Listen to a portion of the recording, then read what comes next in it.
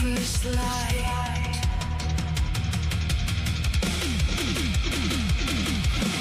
Render to Caesar what is Caesar's own. To God what is God's on the silent throne. Seek the void, forge on.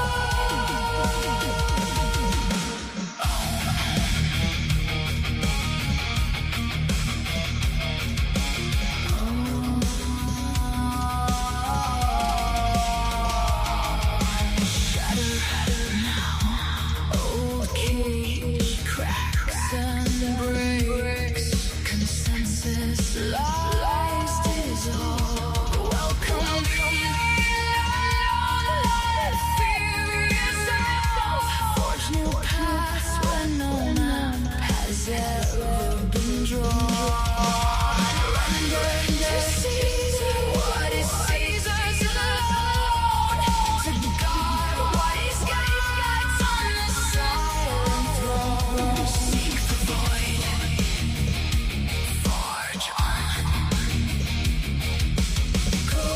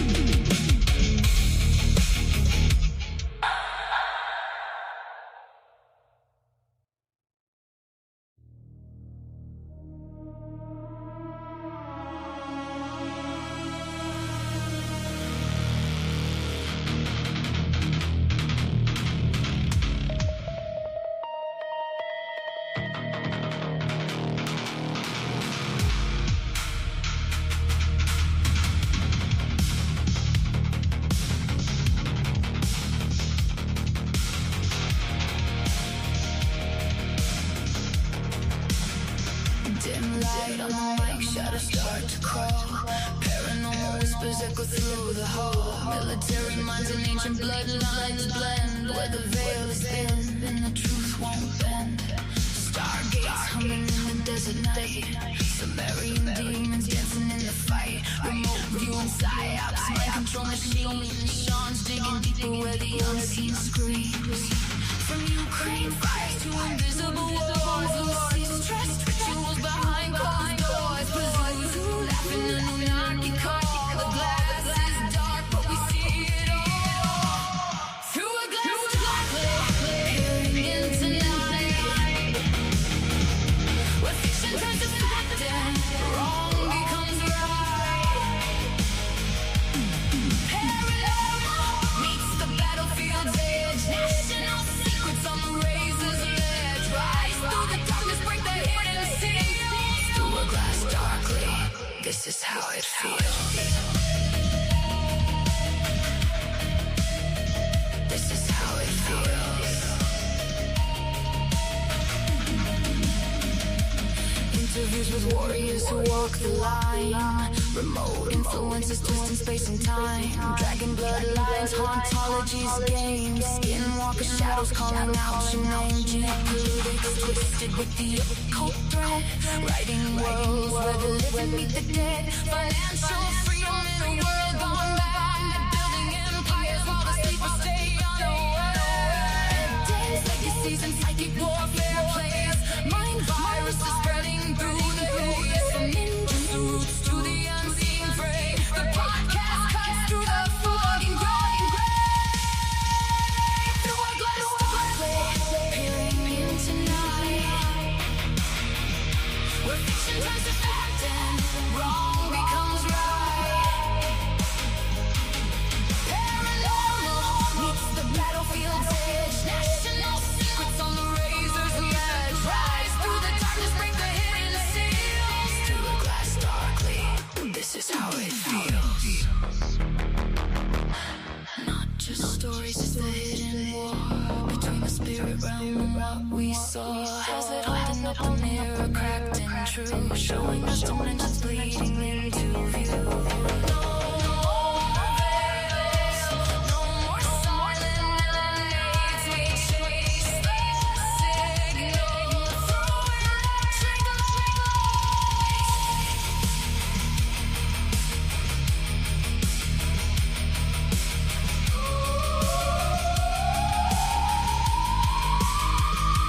Through a glass darkly, we refuse to kneel. Chasing demon secrets and the real. From military fiction to the cosmic wheel. The truth is stranger than the tales we feel. Through a glass darkly, lift the veil, ignite. Through a glass darkly, step into the light.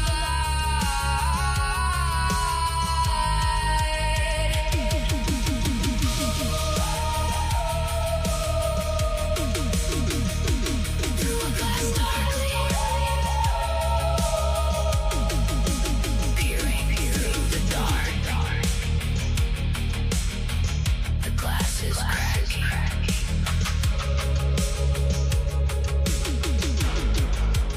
Let the truth spark.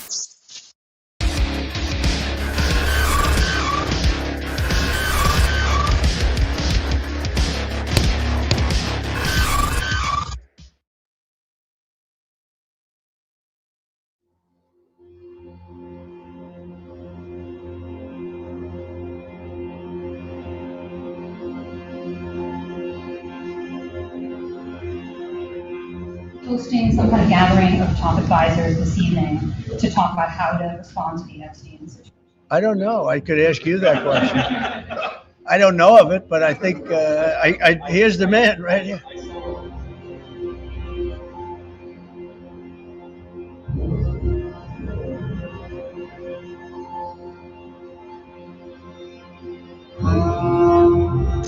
President, I know you've urged people to move on, but I'm curious, why do you think your supporters in particular have been so interested in the Epstein story and so upset about how it's been handled? Why do you think that is? So the different things, the Steele dossier, which was all fake, all that information was fake.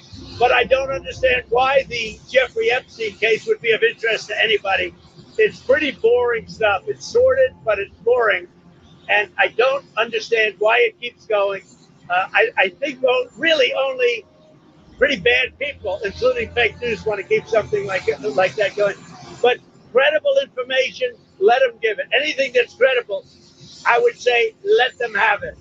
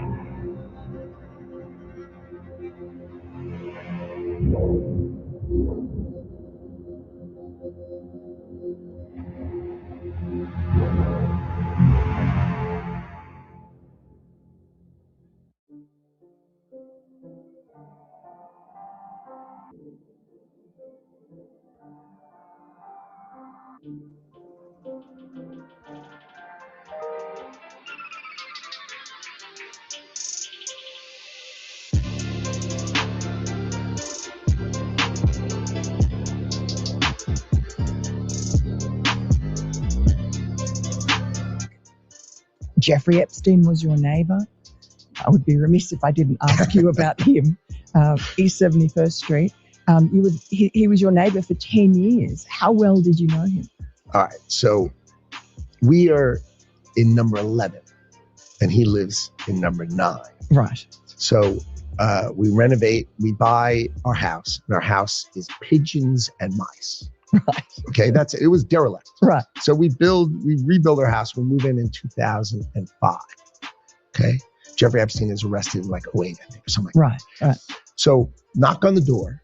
His assistant on like a Saturday says, Mr. Epstein, your neighbor would like to invite you over for coffee. So my wife and I go next door. We walk the 7 steps, yes, right, to the next house for coffee. We share a wall. Right. So it's in New York City. So he invites us in. We have coffee in this, and he says, do you want a tour? We said, great. Interesting. He's got a really big house. Every room you went into? He's got, well, I'll tell you. So his house is like super big, really wide.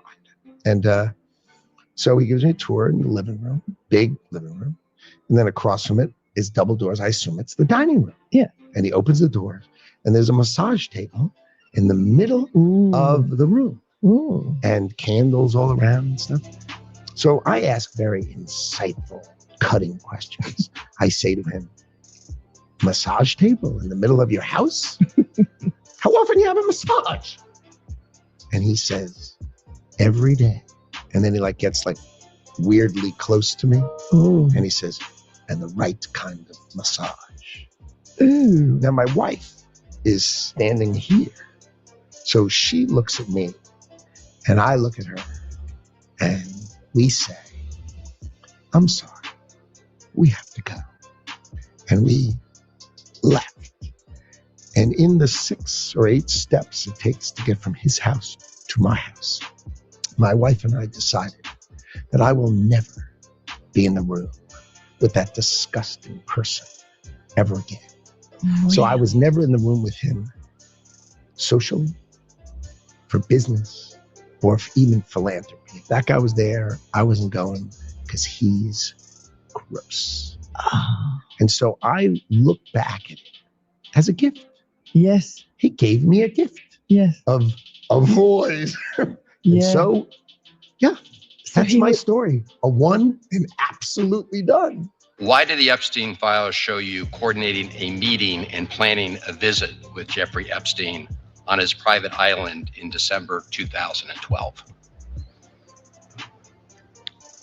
Thank you for the question. I'm glad to be here to make it clear that I met Jeffrey Epstein when I moved to a house next door to him in New York, right? And I met him then.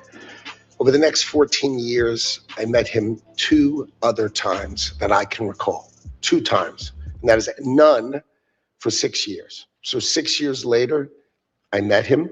And then a year and a half after that, I met him, and never again.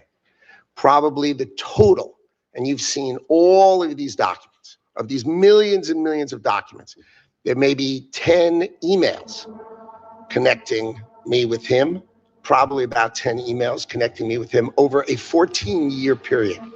I did not have any relationship with him. I barely had anything to do with that person, okay? Secretary Lutnick, I think you understand the root of concern here. It's the way you described very emphatically your first encounter with him in his apartment, said you were disgusted, would never have any contact with him again. Did you in fact make the visit to Jeffrey Epstein's private island? I did have lunch with him as I was on a boat going across on a family vacation. My wife was with me, as were my 4 children and nannies. I had another couple they were there as well with their children, and we had lunch on the island. That is true, for an hour, and we left with all of my children, with my nannies and my wife, all together. We were on family vacation. We were not apart.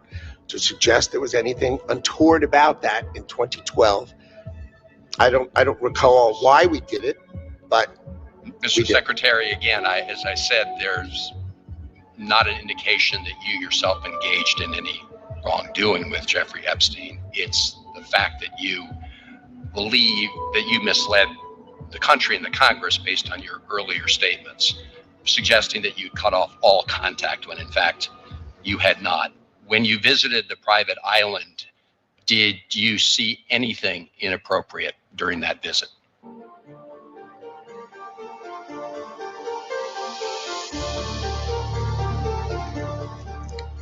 The only thing I saw with my wife and my children and the other couple and their children was staff who worked for Mr. Epstein on that island. And you realize that, you know, this visit took place after he'd been convicted, right? I mean, you made a very big point of saying that you sensed that this was a bad person in 2005. And then, of course, in 2008, he was convicted of soliciting prostitution of a minor. And yet you went and had this trip and other interactions. Did you have a dinner in Epstein's New York City home in 2011? No. So the information that suggests that there was a dinner with Woody Allen and Woody Allen's spouse at the Epstein residence, there's nothing to that. Is that right? I actually don't know what you're referring to. There was, look, I looked through the millions of documents for my name, just like everybody else.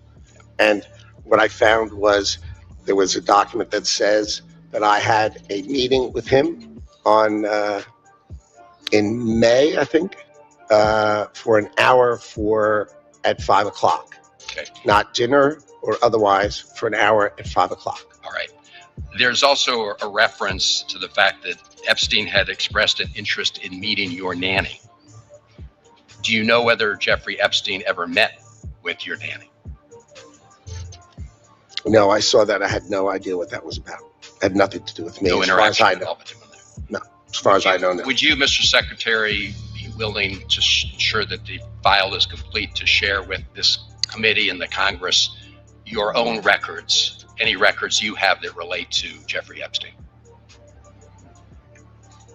I will surely talk about that. I hadn't thought about that. I have nothing to hide. Absolutely nothing.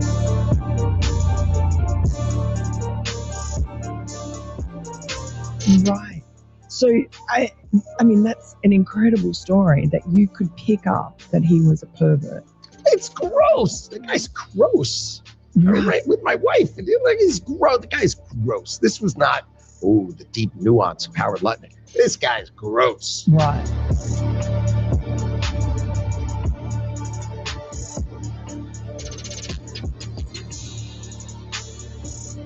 So how come Bill Gates and all these other people could hang around him and not see what you saw?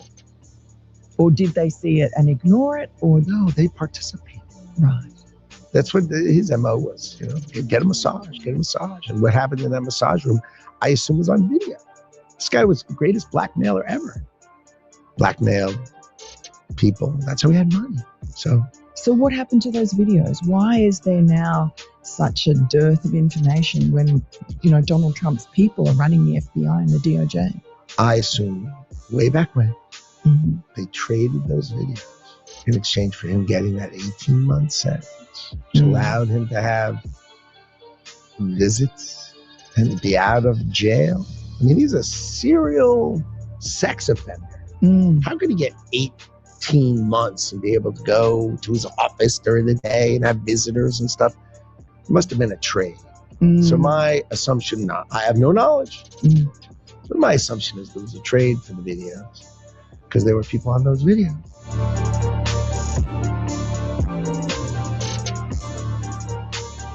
And have you talked to Donald Trump about this and shared your theory? No, I mean, he knows the story. Right. But my story, that, I was one and done with the guy. He knows that story, but...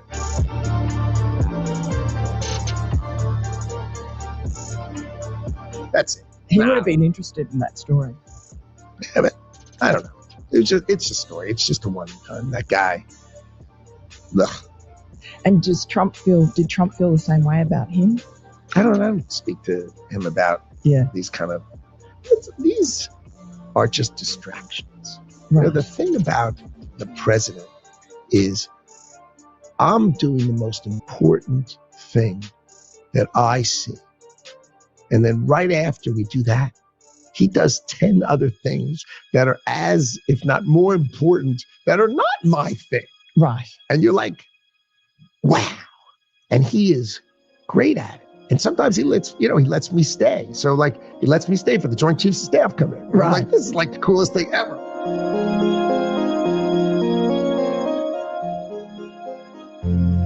You sit here and you attack the president, and I am not going to have it. I'm not going to put up with it. All they want to do, all the American people need to know this. They are talking about Epstein today. This has been around since the Obama administration. This administration released over 3 million pages of documents, over 3 million. And Donald Trump signed that law to release all of those documents. He is the most transparent president in the nation's history. And none of them asked Merrick Garland over the last 4 years one word about Jeffrey Epstein. How ironic is that? You know why? Because Donald Trump, the Dow right now is over. The Dow is over $50,000. I don't know why you're laughing. You're a great stock trader, as I hear, Raskin. The Dow is over 50,000 right now. The S&P at almost 7,000. And the NASDAQ smashing records. Americans' 401ks and retirement savings are booming. That's what we should be talking about. We should be talking about making Americans safe. We should be talking about, what does the Dow have to do with anything? That's what they just asked. Are you kidding? Mr. Jordan, Mr. Jordan. Committee will be in order.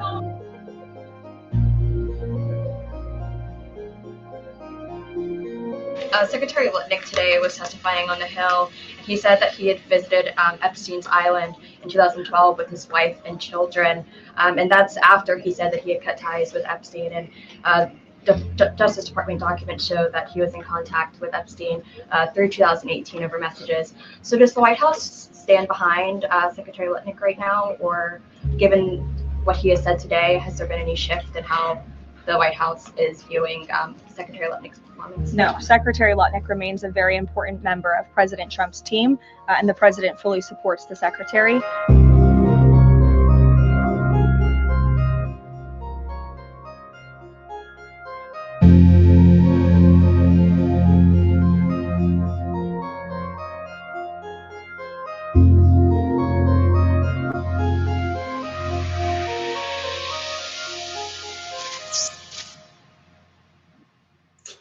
All right, welcome to Through a Glass Darkly Live. You're listening to us on YouTube, Kick, and Facebook, but nobody watches on Facebook.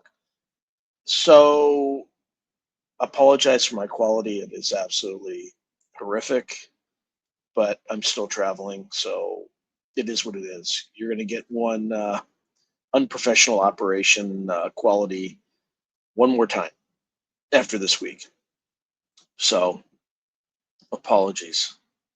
Let's see.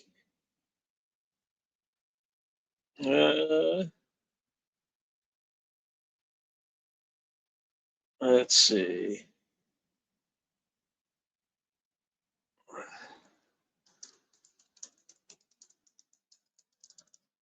Let's see.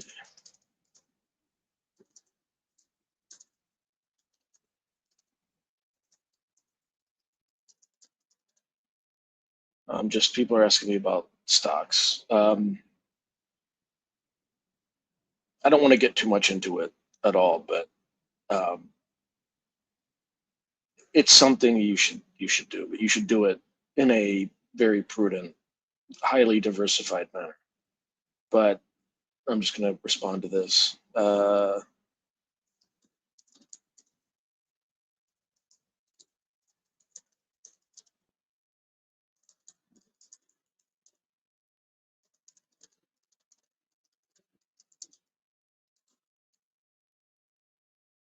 Let's see.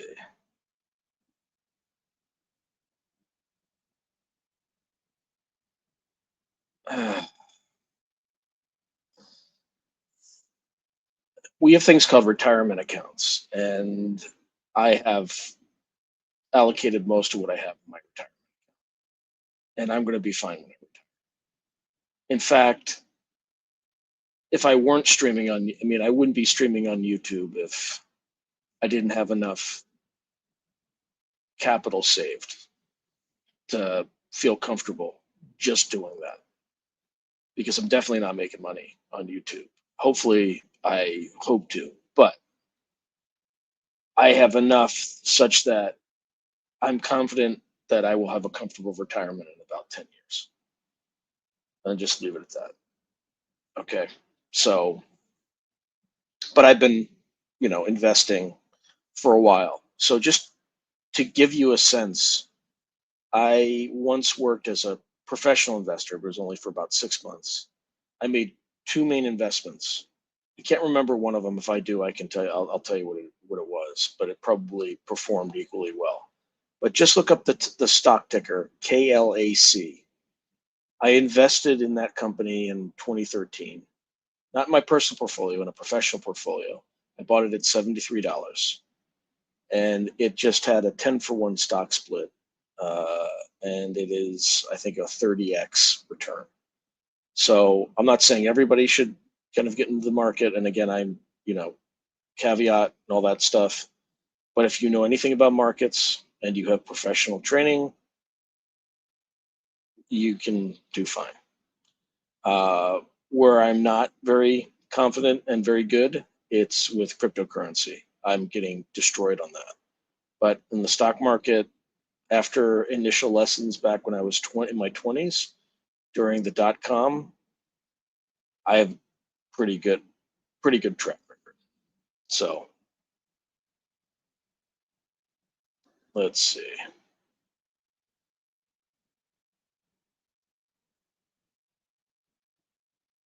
No, definitely not gold and silver. As soon as I see people, like hordes of people lining up to buy gold, that's when you should start selling. Or you should have started selling before that. That means it's a bubble.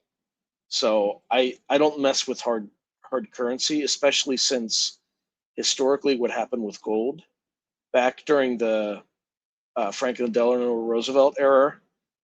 Franklin Delano Roosevelt confiscated people's gold and paid them like a cheap price and then re-rated it. And so I'm not playing with that. There's a historical precedent of the US federal government seizing people's gold.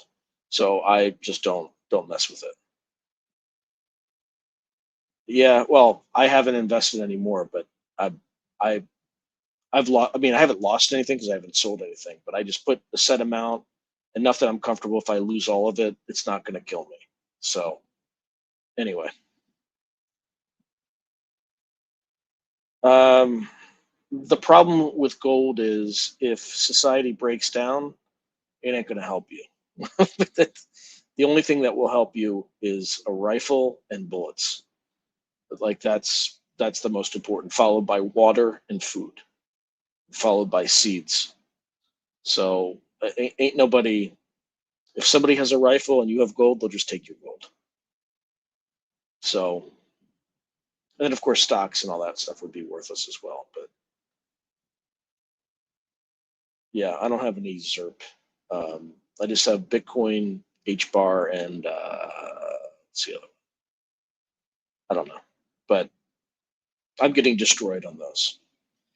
But what I think is happening is I think, and this is my opinion, is I think the big players are manipulating the markets so they can buy in cheap right before the Clarity Act passes. As soon as the Clarity Act passes, that's when, if there is a run up, that's when there will be a run up. So yeah. Anyway, I've always been a guy, at least this is US based. I max my 401k every year. I max it at the beginning of the year, and then I just buy ETFs, exchange traded funds in different sectors. And I try to hit every sector, but I tend to be overweight in technology and healthcare, and then I just ride that wave. When we invaded Iran, I watched, I saw a, let's see, a six-figure paper loss, and then when it ended, I saw a six-figure paper gain. Right. So again, it's just paper, but it compounds over time, and it beats inflation. But I do have money, and I do have way too much in dollars, but and I will probably start to continue allocating because again, I'm too overweighted in retirement, and I'm not weighted at all or much at all on like taxable accounts. So anyway, I don't know why I'm talking about. People came on to see like the third tranche, and I'm talking about stock stuff. All right. Well, we do have crazy gold prices, but they're just, overvalued. They're going to come down and back up and down, and it's just going to be, we're just in wild times right now. So, which is why I'm not like actively, I just buy when there's a massive market crash. I start to nibble away on the upside. I've done that in my entire life, and I'm not the best market timer, but I'm probably better than most.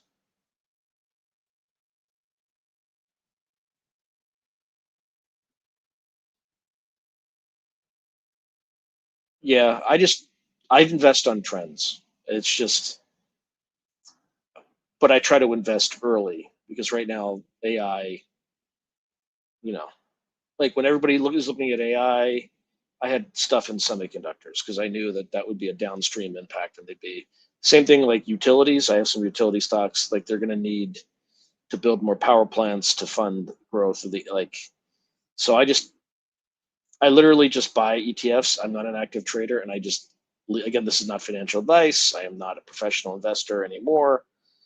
For folks who don't know, I used to be an equity analyst at Morgan Stanley back in the day. We had kind of the best returns in North America for like 1 year based on, I think, we're at least we're up there because I told people to short the ethanol industry because I just did a simple analysis because they were 50% overbuilt on their capacity, their overcapacity. So prices were going to collapse and companies were going out of business, and that's basically what happened. So Yeah. But again, I'm not an active investor. I just know enough to dollar cost average and just build up a portfolio over time. That said, we could have like a market crash like 1929 and I'd be fucked. So to each his own. I do have my own, like I own my house and all that stuff, but thank God. But that was because I was paranoid. Let's see. Yeah, I just buy and hold. I try not to. And then when like things are doing badly, I'll wait till they're doing badly for a little bit, and then I'll just start. I'll have some cash because I have also a dividend ETF that generates dividends for me. Anyway, I should be talking about this stuff, but that's what gives me the confidence to know that like I just need to make it 10 years and make enough money and not like exhaust my savings, and then I'll be fine. So, and meanwhile, that stuff will continue to compound anyway. But that's neither here nor there. All right, we need to look at, yeah, I, I'm pretty sure this is going to be disappointing. So we might as well just get that out of the way. I'm going to start with videos first, then we'll go to audio, and then we'll look at some of the other stuff. Okay. So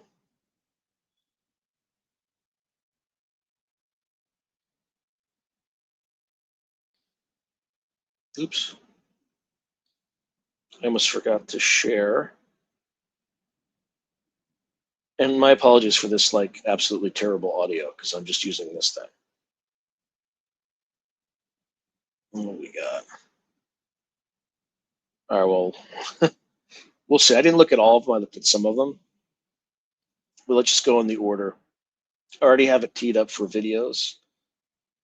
So let's look at the orbs over the pond. All right, this looks like it's going to be probably pretty terrible, but it's about 4 minutes. This is in this is October 2024, 1851 local time in the northeastern United States. All right, so it's like a plasma-like sphere, is what they're saying. It was authenticated by the U.S. government. So let's see.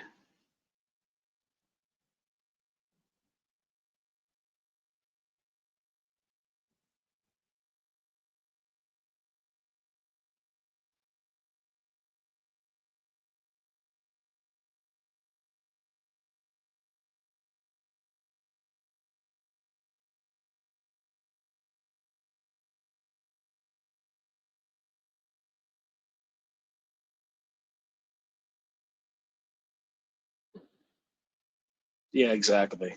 I'm not impressed with this one at all.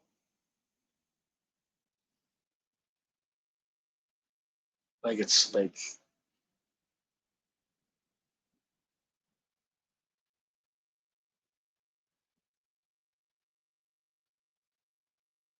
yeah. So this thing's like 4 minutes long, so it's not very good.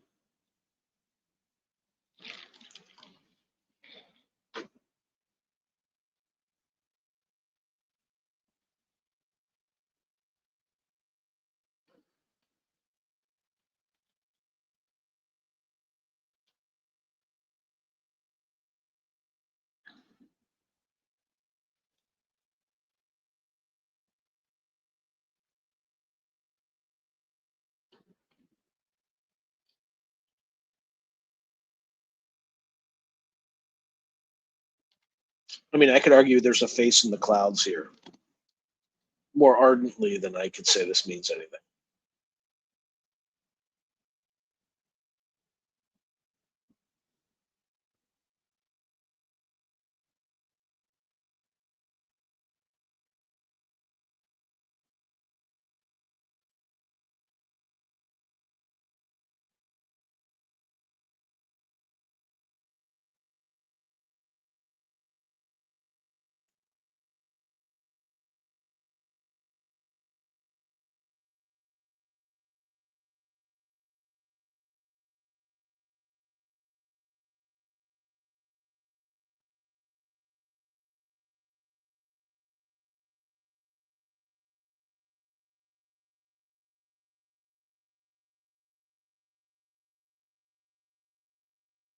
I mean, that could be a star.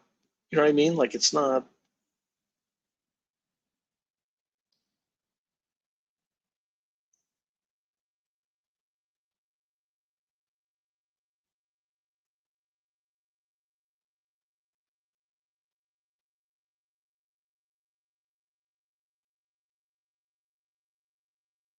I mean, I could literally go outside right now and get footage exactly like this by just zooming in on the star.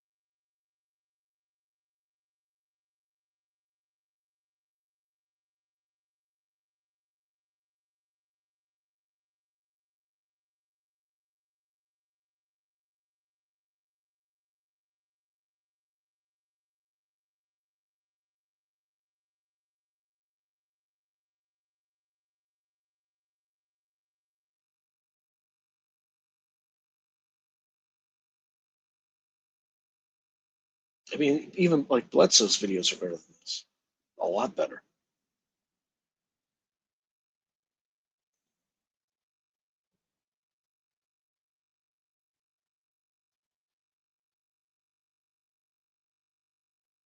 Okay. Let's look at the next one.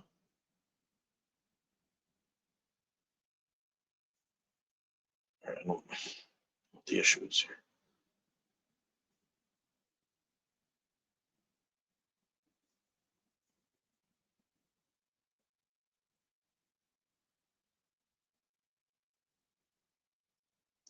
All right, so this one,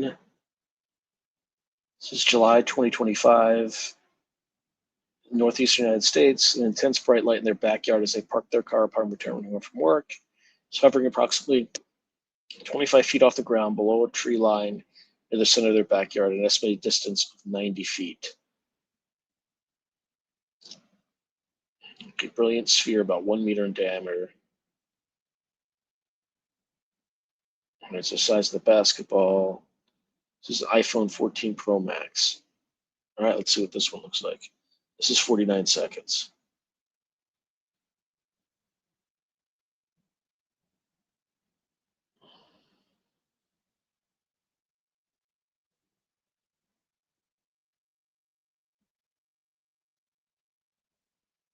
All right, it's a little bit more interesting.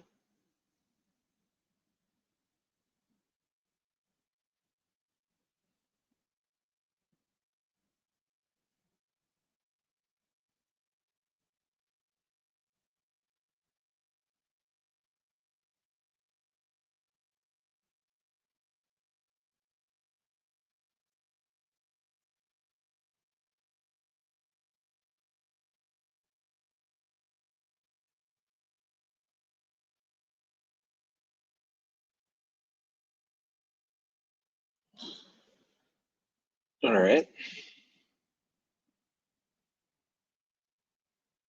Let's take the next one. All right, so this is November 2021. So it's approximately 0500 local time in the northeastern United States.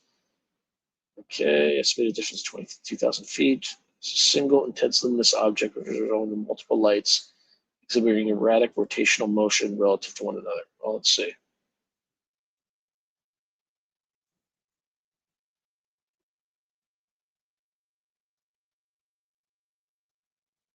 All right, this one's about 2 minutes and 42 seconds. All right, that's kind of interesting. But there's no reference point. That's the problem.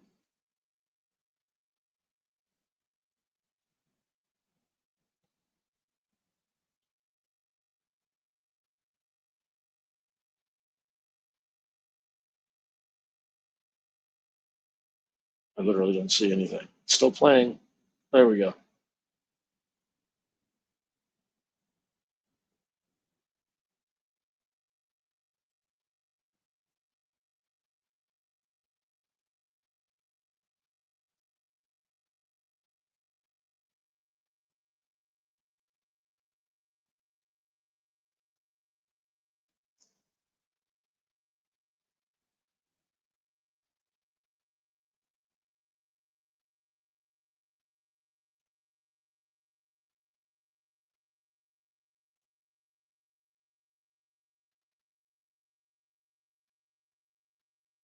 Sorry about that.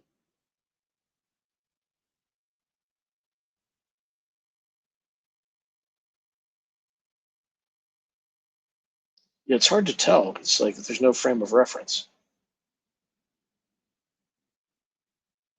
Like, what's his name? Who's the debunker? Why am I not remembering his name? He would have a field day with this.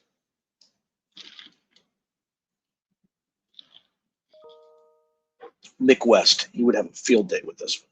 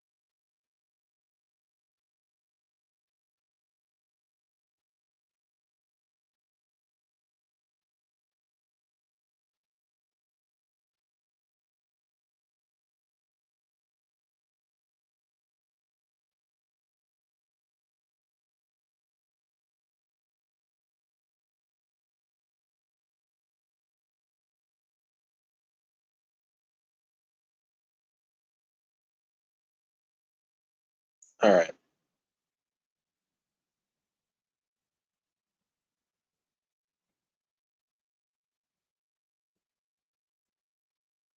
All right, so I guess this is triangular orb, so red orb rotation, northeastern United States. Let's go to this one. This is 2 minutes and 43 seconds. Well, that's an interesting start, I'll tell you that.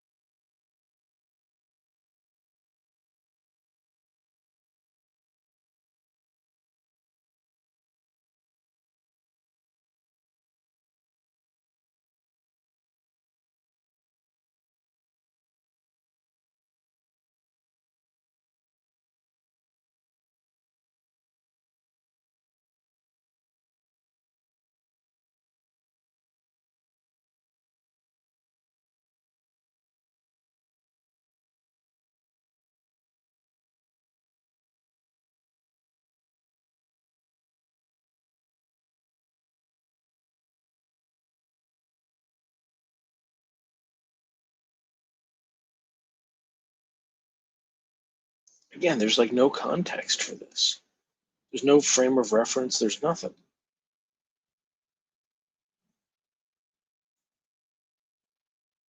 I mean, it looks interesting, but it's not. This is not. It's not even close to a slam dunk. This is like a maybe, almost, if. Right? I mean, it could be car idling with its warning lights on, right? Mick West could get in here and like come up with some razzle dazzle explanation for that, and there would be no way for you to debunk it.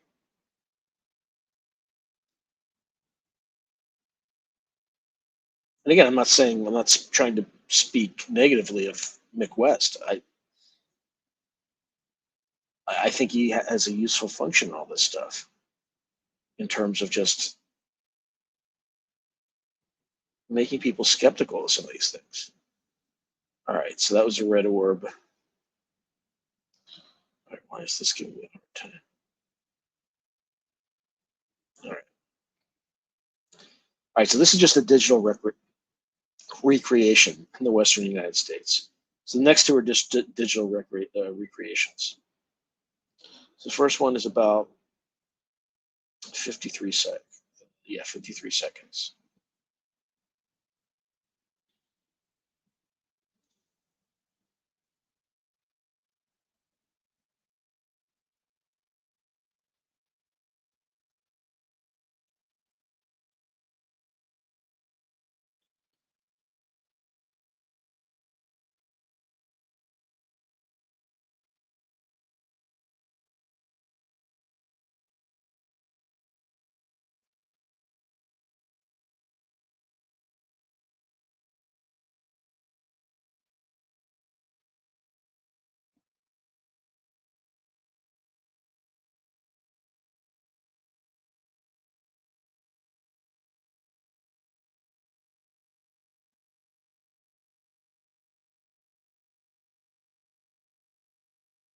All right, I think we even read about the description of this in the last or 2 live streams ago. But here's the second one. This one's 21 seconds.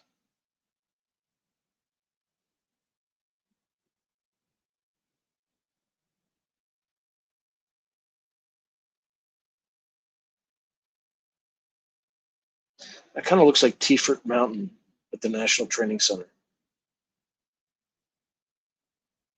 That's like the Valley of Death. VOD is what we would call it. I'm not saying it is, but National Training Center is in Fort Irwin, California, Western United States. Okay, let's see. All right, so let's look at or listen to. Let's go to audio files next. All right, so this is Gordon Cooper in 1962. Again, this is release 3, so we should not have heard this before. 2 minutes. Gordo, you expressed interest at one time in unidentified flying objects, feeling that there might be something to all these stories. Do you still feel that way? Well, I feel that there have been a large number of fairly well qualified, or exceptionally well qualified, I should say, people who have seen objects that have not had any really logical explanation other than this. I think that maybe, in fact, each and every one of them does have an explanation. But I think that there are so many possibilities, so many thousands of possibilities of other planets out somewhere in the universe that would have a livable atmosphere, that I would hate to rule out the possibility that maybe there are people or some type of human life on some of these. And if this is the case, then it's not too unfeasible to think that perhaps some of these objects might have been something of this type. You don't think that the comparatively short step out into space that the Mercury flight will take you on is far enough out to make any observations in this area?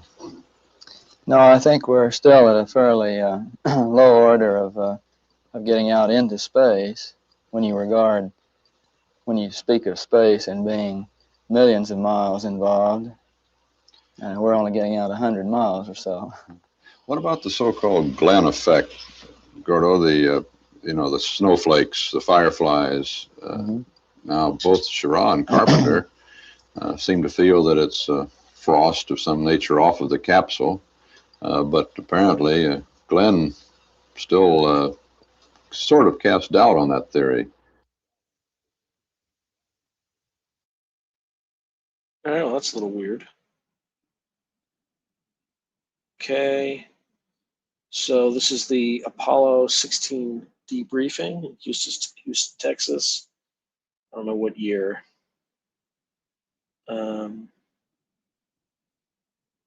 Just whenever the 1972, maybe? Yeah. May 1st, 1972.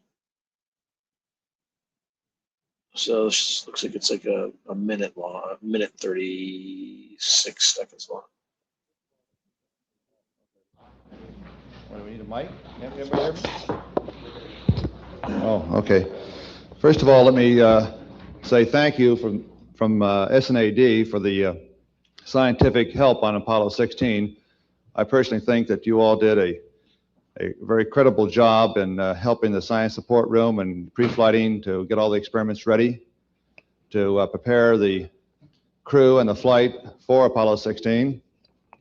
I think that looking back on it now, we can say we had a very successful mission, that we attained a tremendous amount of information from the flight. I know that the rock boxes back there at the curatorial facility are bursting at their seams, and the geologists are going to have a lot to do. I think also that because of the problems that arose and the necessity to change the flight plan, that you responded quite well to get the maximum science out of the time that we had available. I realize that in all of our flights, there hasn't been one flight yet that ran according to schedule, and I am very sure that Apollo 17 will be in the same boat. Actually, I think that this we is will have to change things an hour real time and 36 to minutes. get the maximum science out of the mission. We'll And see I how think, long we can go with the this. response on this flight was superb. Now today, the briefing here is in two parts and for two purposes. First of all, I'd like each principal investigator to briefly describe the results so far obtained from his work. This is to sort of educate the crew on what we obtained so far from Apollo 16 so that they might have information along that line. Also, I'd like to have him describe any anomalies that might have occurred that we do not know about now. And second, then we'd like to have the PI with the crew working with them to have the crew answer any questions that might still be puzzling him so that he might further his analysis of the data. We have a lot of people to go through today, a lot of science to cover, so we'd like to keep each briefing short, and we don't want to cover things that are that are general knowledge as of today. And we start right out. Let's see. First one is Palmer dial, lunar surface magnetometer. After each experimenter describes his experiment, we'll have questions, Palmer, so we can ask the crew any questions after your particular talk. There's a mic right over there.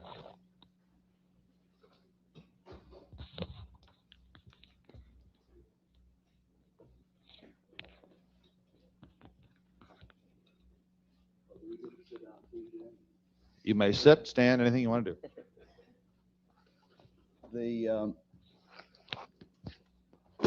I guess the main functions of both instruments went nominally. I'd like to cover both the portable and the surface, if that's acceptable. The ALSEP instrument, the surface magnetometer that you deployed first, looked like it went according to plan. The field that we measured as soon as it was turned on, I think it was turned on about 15 minutes or so after you deployed it, was 230 gamma and in a downward direction. And at that particular time, that was the highest field that we'd ever measured on the lunar surface. The calibration of the instrument went straightforward. We did do a gradient determination of the field at the site. That the site survey, as we call it, functioned normally. Its thermal control subsystem is the best that we've put on the moon so far. We have a delta T from lunar day to lunar night of 51 degrees centigrade, which is a factor of 2 better than our Apollo 12 thermal subsystem. The leveling of the device was, I noticed in the photograph yesterday that the bubble level was right in the center ring. The level sensors that we have are accurate to 1/4 degree, and they show that that the instrument is level to 1 degree accuracy right now.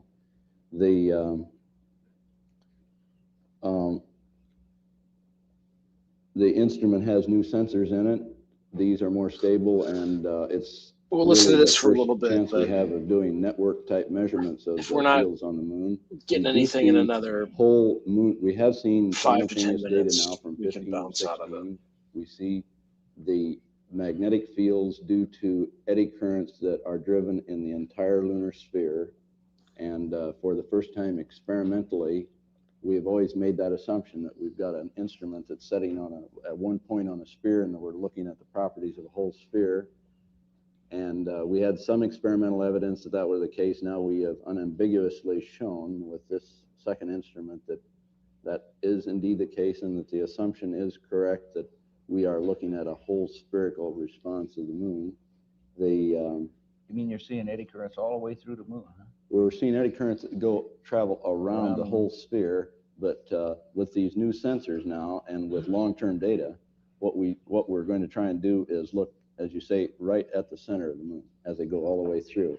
Now that's what we're waiting for during the lunar night is a nice step function and a long-term, both before and after, so we can see these currents diffuse right through the center of the moon.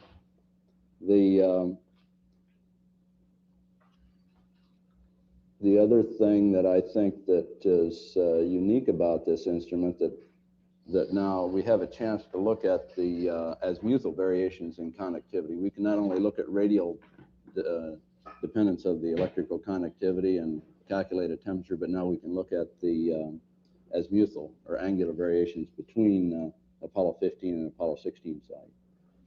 And that spread is far enough so that we ought to be able to extrapolate those measurements to a great circle around the whole moon as far as azimuthal dependence.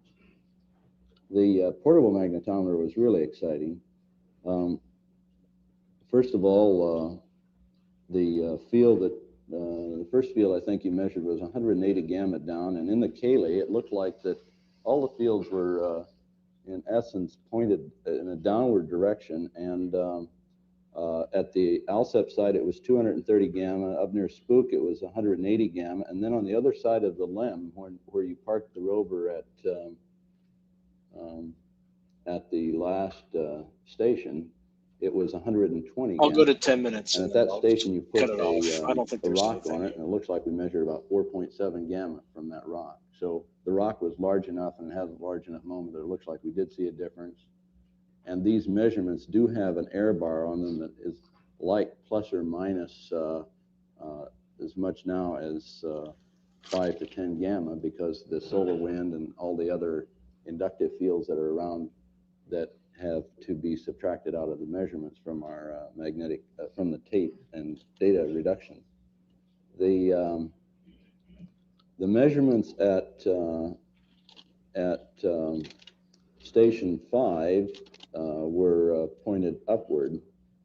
That was the measurements up near North Ray Crater were pointed downward at 313 gamma. I think that there are some things that we could probably say making a lot of assumptions, but it looks like if this Highland material is older than the other, it looks like that we have at least a chance of looking at the paleomagnetic history. All right, so there's an anomaly they're talking about at the 25-minute mark. Hold on. Let's just go slightly before. a very nice triangular array. The other three gave us a very narrow-based thing. Now we have a thing with a 1,000-kilometer baseline, which if it lasts for as long as they appear to be lasting, will give us the tools to really do the job over the next couple of years. And of course, we'll be using that in the S4B impact from the next mission. I'd like to turn to one observation reported from orbit that has interested us a great deal, and that was the flash that was reported. I haven't seen, I understand the transcript hasn't yet been typed. I haven't seen it yet, so that's my only hope for pinning down the time. If you you get can, it to about 5 minutes with that, I think. If you can help us pin down the time and roughly the location, and we'll certainly look at our records, and that would be an important piece of data if we recorded that. Would like to ask, was this a colored flash or a white flash? It was white. How does it differ from the kind of thing you get with a cosmic ray impact on your brain? I didn't see any of those. He didn't see any of those. The joke being, if he did see one, he wouldn't be alive. I see. Redhead.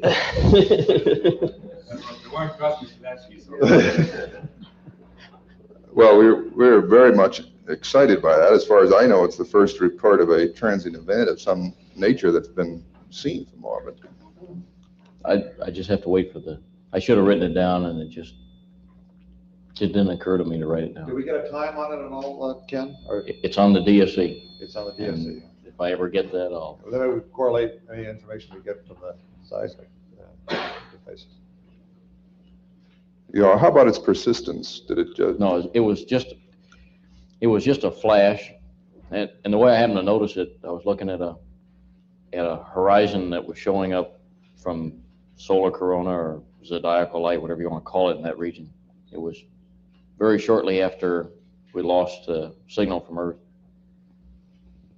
and I was watching stars pop up over the horizon, and got this flash, which was in size was about, I wasn't looking directly at it at the time it happened down in the side of my vision, but it was brighter than the brightest star that I had in the field of view at the time, and I had the feeling that it was in physical or angular size, it was equivalent to the size of the larger stars in my perceived vision. But it was just an instantaneous flash, and it took a couple of seconds for it to soak into me that it wasn't just a star popping up over the horizon, but rather it had been distinctly below the horizon. Mm-hmm.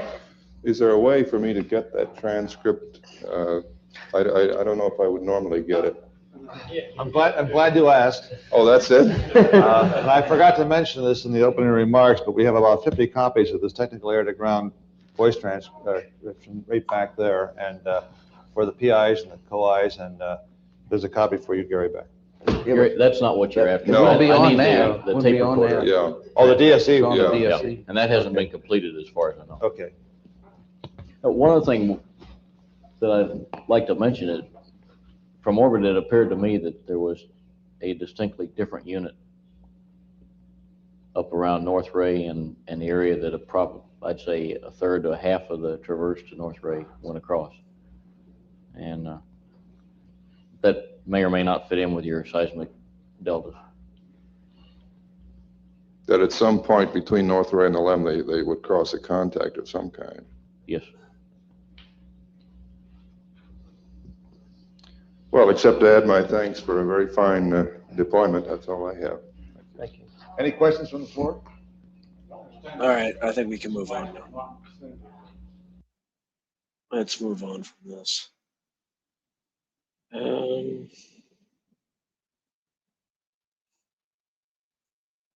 Okay, yeah, I think we went through all the audio files. I mean, we didn't go through entirely, but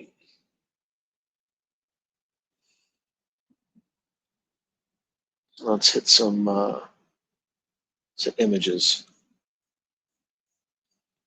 All right, they're all FBI, so there's a 99% chance they'll just be garbage.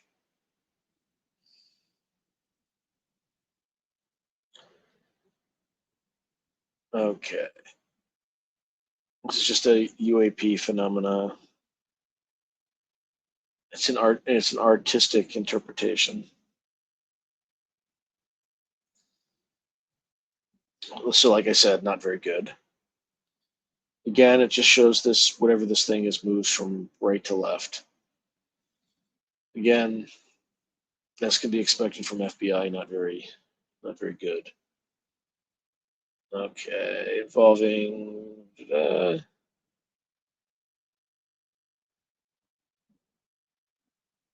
all right, and they're just showing people seeing this light in the sky. Sorry, the same one.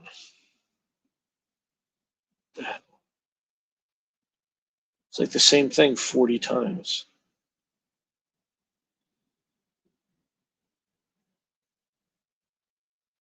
Yeah, it just does some dance.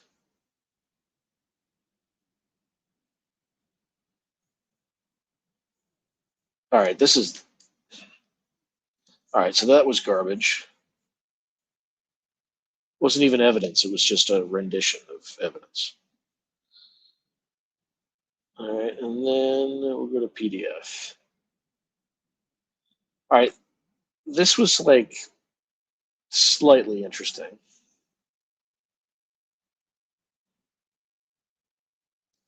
Make sure you guys can see that okay. So this happened in Zimbabwe. I already read this. But it was hovering at high altitude over Harare International Airport in Zimbabwe. The object was observed, possibly with radar and optical means, in the skies above Harare during the afternoon of 2 July 2008. Yep, and at one point there were beams emanating from the object.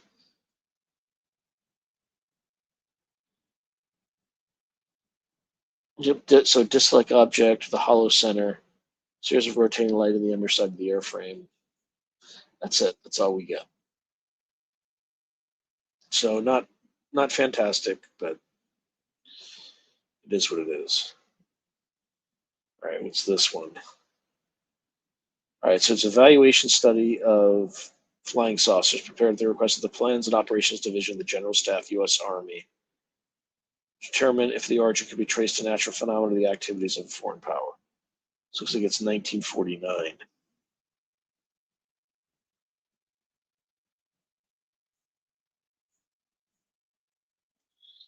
Okay.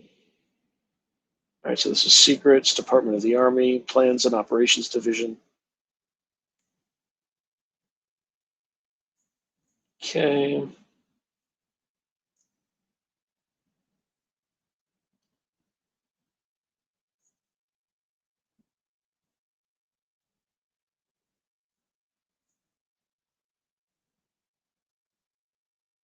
Okay. This is just all fucking bureaucraties.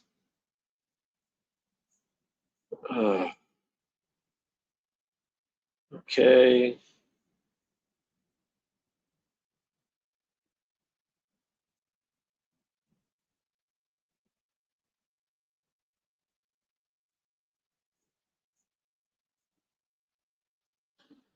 All right, so they're just looking at UFOs. So Project RAND. So this is explored by the AMC project personnel and then the RAND Corporation, basically. So 210 instances, approximately 20% have been explained. The majority are misidentification of synoptic weather balloons. Okay, bolides, meteors. One instance, planet Venus.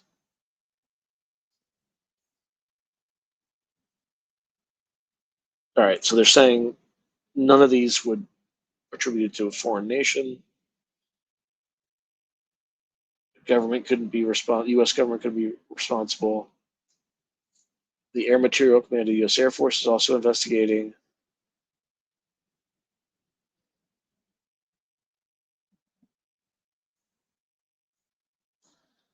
Okay.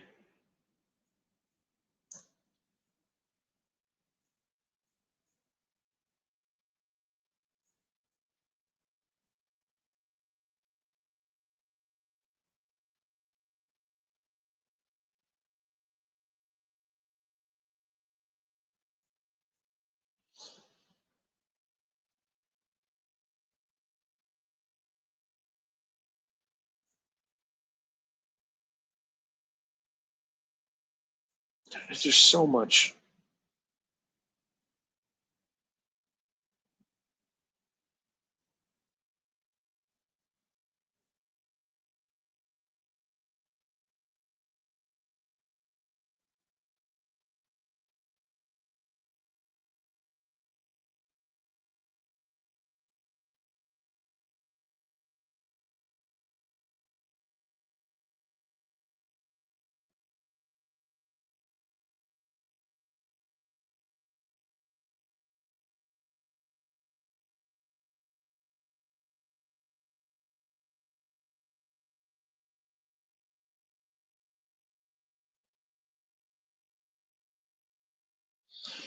This is like has like Berlin airlift vibes. I don't know why we're talking about this. Maybe it's just to provide context of the Berlin airlift.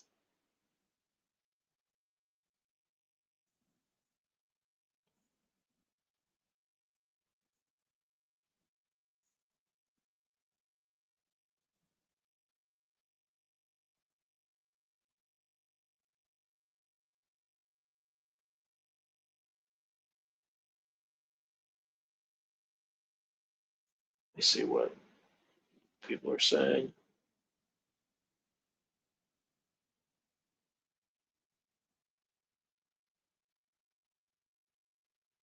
Entire book. Yeah, they're flooding the zone.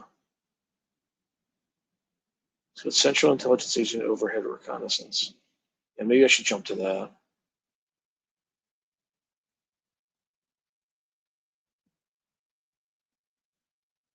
Yeah.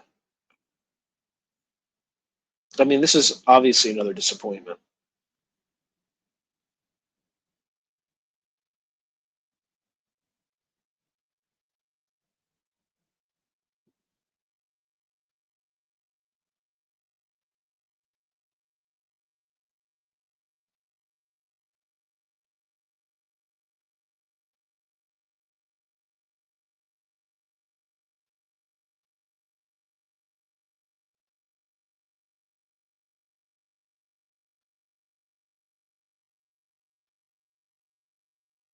But one of Hitler's top agents is now lecturing at Northwestern University. His name was Edward F. Sittler. Rhymes with Hitler. No shit. This man is okay. From Northwestern University continues to expound his Nazi ideas and feelings. This is Edward Sittler. Was an American citizen. Threw his citizenship away and became a naturalized German when he okay. Why is this all in here?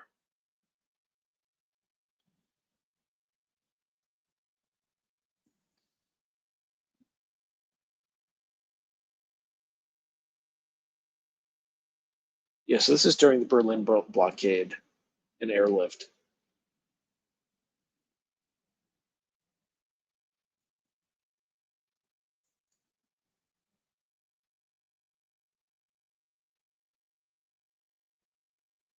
I mean, there must be some tie, but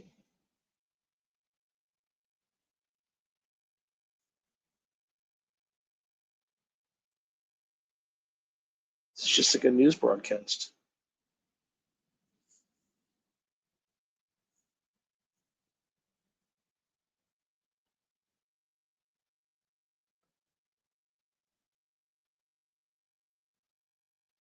Here we go. This is what they're talking about.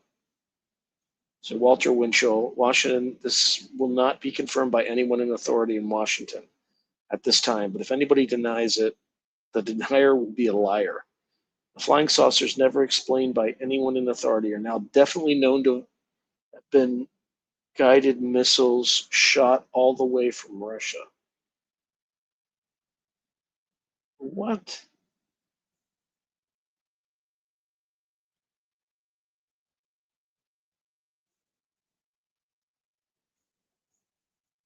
That's it? Well, that was a disappointment. I had to go through that to say that the UFOs were guided missiles shot from Russia.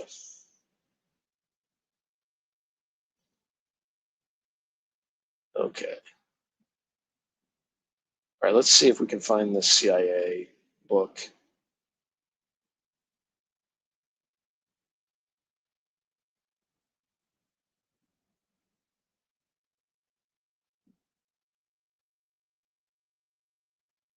Okay, this is it.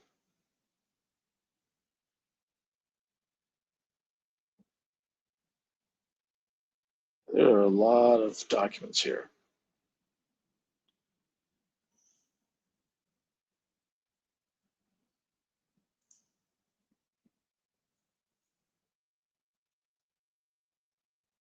All right, so this is U2 on Oxcart.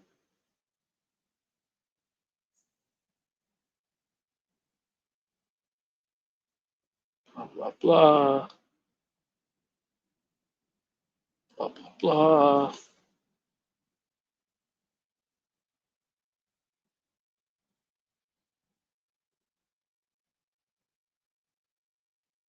There we go. So page 72. Let's see what else.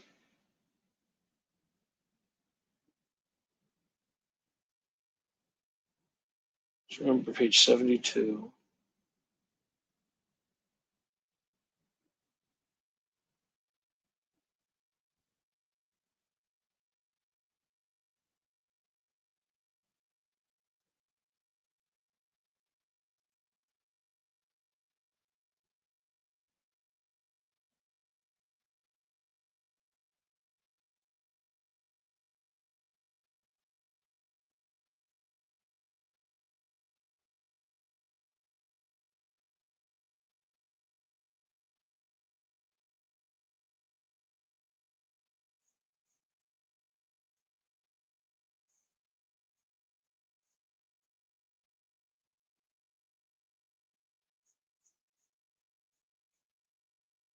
All right, so we're just going to go straight to 72.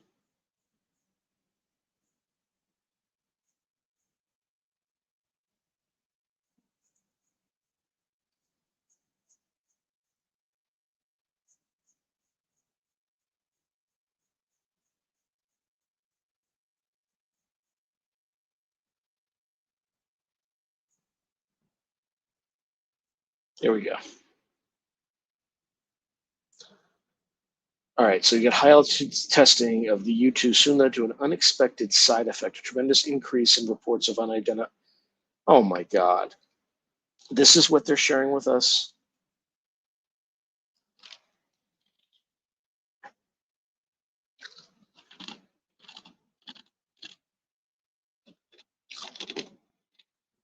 Consequently, once U2 started flying at altitudes above 60,000 feet, air traffic controllers began receiving increasing numbers of UFO reports. They most prevalent in the early evening hours for pilots and airliners flying from east to west when the sun dropped below the horizon of an airliner flying at 20,000 feet. The plane was in darkness, but if a U2 was airborne in the vicinity of the airliner at the same time, its horizon from an altitude of 60,000 feet was considerably more distant, and being so high in the sky, its silver wings would catch and reflect the rays of the sun and appear to the airliner pilot 40,000 feet below to be fiery objects. Even during daylight hours, the silver bodies of the high-flying U-2s could catch the sun and cause reflections or glints that could be seen at lower altitudes and even on the ground. At this time, no one believed manned flight was possible above 60,000 feet, so no one expected to see an object so high in the sky. Not only did the airline pilots report their sightings to air traffic controllers, but they and ground-based observers also wrote letters to the Air Force unit at Wright Air Development Command in Dayton, charged with investigating such phenomena. This in turn led to the Air Force's Operation Blue Book, based at Wright-Patterson. The operation collected all reports of UFO sightings. Air Force investigators then attempted to explain such sightings by linking them to natural phenomena. Blue Book investigators regularly called on the agency's project staff in Washington to check reported UFO sightings against U-2 flight logs. This enabled the investigators to eliminate the majority of the UFO reports, although they could not reveal to the letter writers the true cause of the UFO sightings. U-2 and later Oxcart flights accounted for more than one half of all UFO reports during the late 1950s and most of the 1960s. You can see where this is going, right, everybody?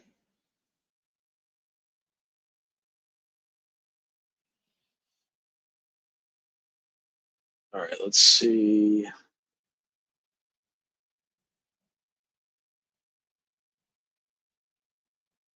Let's see what this is. So this is Intelligence Community Agency.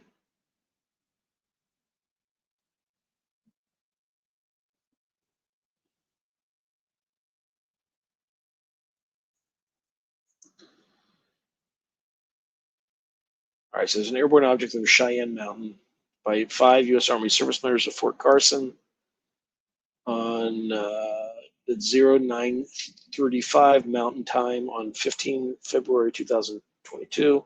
It's possibly backscattering of sunlight. Has low confidence in this assessment based on uncertainty in the field of view of each witness, amount of snow cover, and the exact elevation amount of cloud cover. No anomalous data or characteristics were recorded or assessed, and the event did not represent an unknown adversarial capability. According to the accounts of 5 U.S. Army service members, on 15 February 2022, an airborne object was observed approximately 6 miles to the west over and slightly behind the Cheyenne Mountain silhouette for approximately 30 to 180 seconds. The witnesses described the object as roughly the size of a large jet, resembling an angular, non-symmetrical potato made of uneven panels, which was completely stationary about 300 to 500 feet above Cheyenne Mountain, while slowly changing shape. It had a slightly translucent, shimmering white appearance with defined edges and a milky shimmer that reflected sunlight. The witnesses noted that the sky was clear, and despite keeping their eyes on the object, it suddenly disappeared. Okay.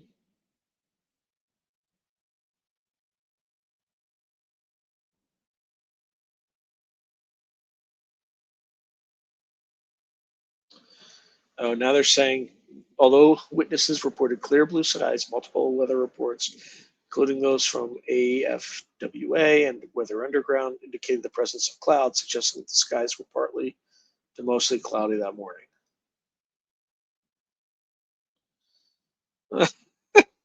Backscattering. It's backscatter off the clouds, illuminating low-level clouds. What account for the visibility of the object followed by its sudden disappearance? It's possible either the clouds or sun shifted slightly. Not only are they flooding the zone with bullshit, you can see where this is going. You can see where they're pushing people. Fuck the U.S. government. I mean, seriously. Fuck you. I mean, like,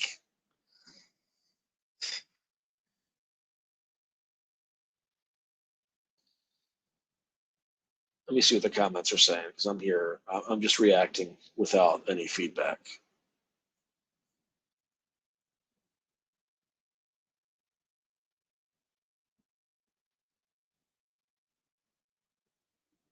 Yeah, it's a salad. Yeah, probably.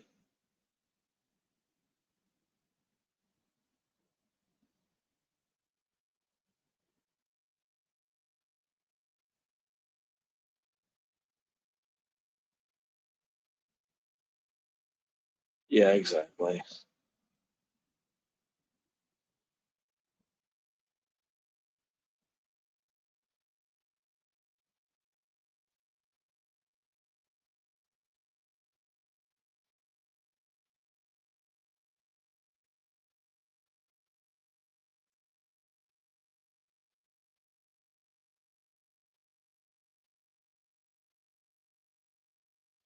Yeah, basically they're just calling the like 5 Army personnel liars.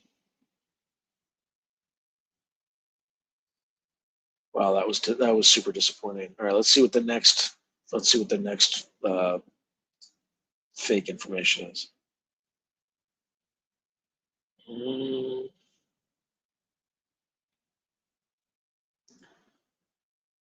All right, this case was closed, so my guess is they're going to talk about something that's some natural phenomenon. All right.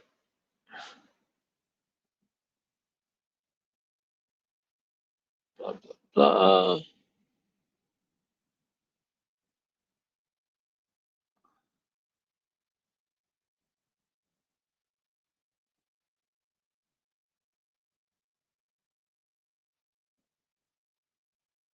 blah.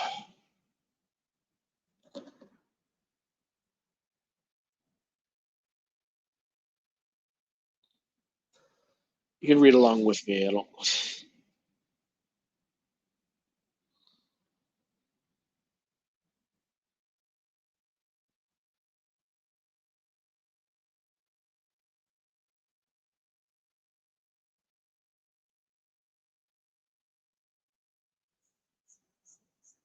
Okay. I don't know what the like. There's no context at all with this. Let's see if it was anything. All right. So finally, with Dr. Leon Davidson regarding concerns about a destroyed space message in its transmitter. Wow. Okay. It's made to just look kooky. Let's see what this one is. So this 1950 CIA information report from Chile discusses a German scientist's article theorizing the flying disc could be explained as a new type of aircraft based on aerodynamic principles developed in German research facilities during and after World War I, using rotating cylinders or gas turbines to create lift through boundary layer manipulation rather than conventional wings. A redacted version of this report has been available on CIA's public website. So it's been available for years, probably.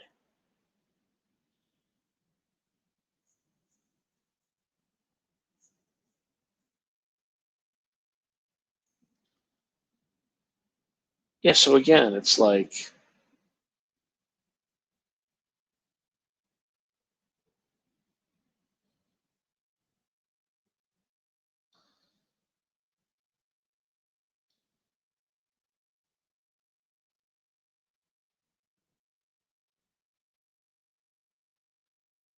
this is insulting.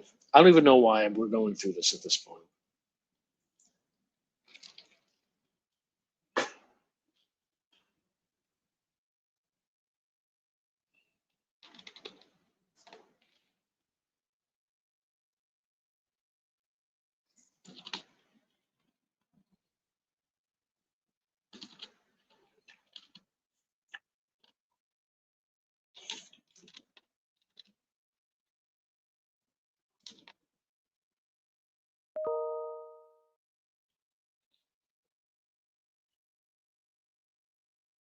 Ugh. Yeah, they're just throwing every possible plausible explanation for what these things are.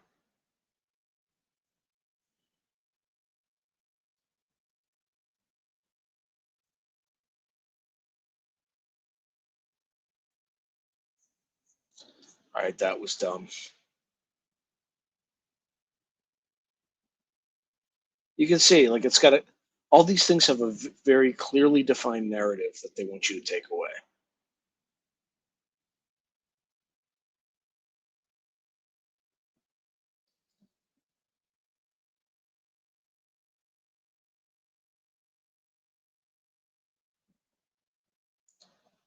All right, and Kardashev.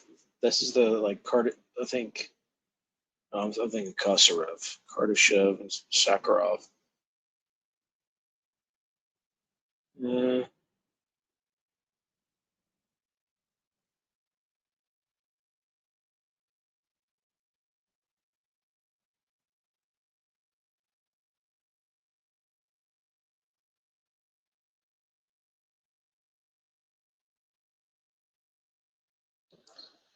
yeah, I mean this stuff is like demoralizing just reading through it.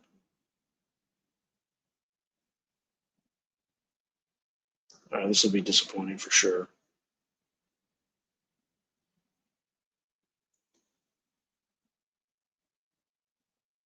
Okay.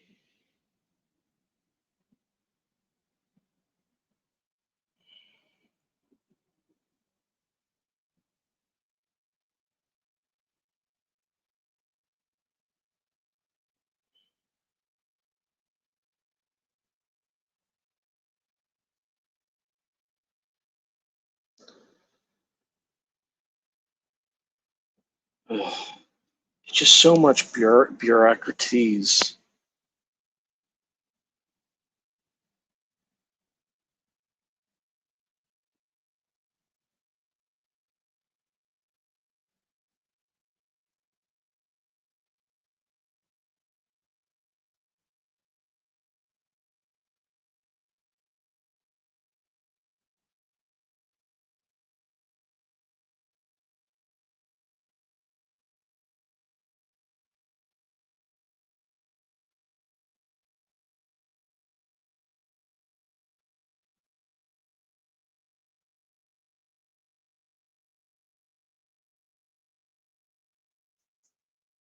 Yeah, it's just more garbage.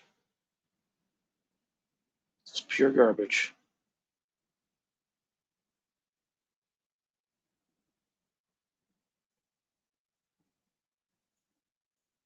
Let's see what folks have to say in the comments. Oh, thank you very much. The Tizays 215 is saying, nice interview on Julian's show recently. Just caught it. Thank you. I appreciate that. The PDFs are pretty compellingly staged. Yeah, we get artist rendering images.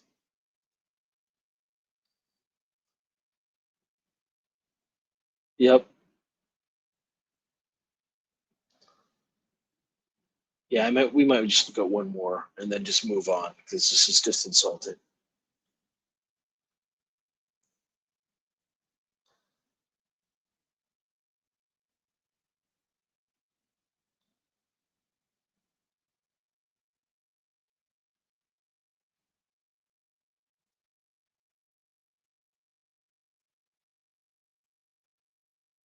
Huh, I didn't see that, but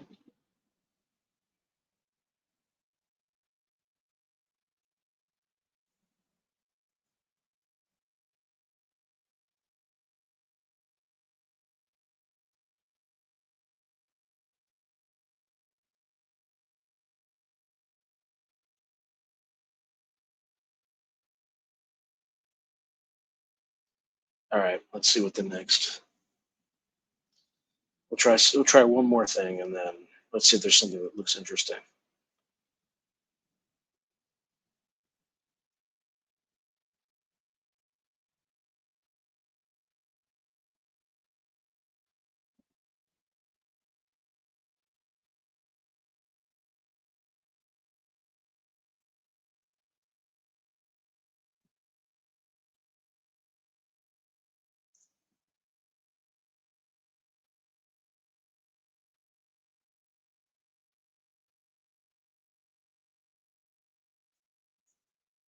Let's keep going.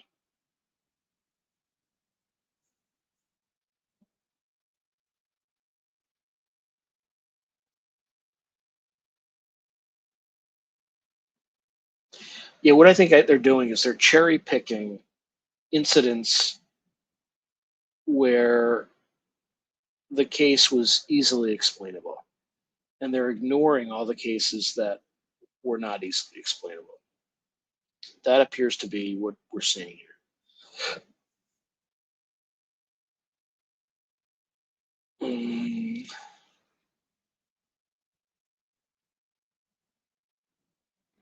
All right, let's see this one. All right, so this is from 1998. Okay, so this is correspondence from the White House and offices of members of Congress responding to constituents' inquiries about UFOs, basically.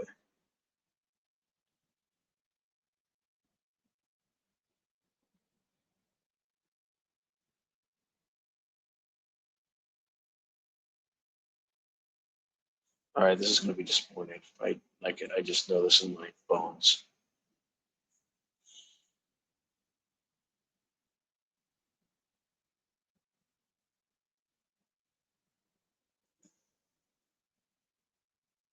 Yeah, here we go. As material from launch vehicles or spacecraft, such as water droplets. No identity. No.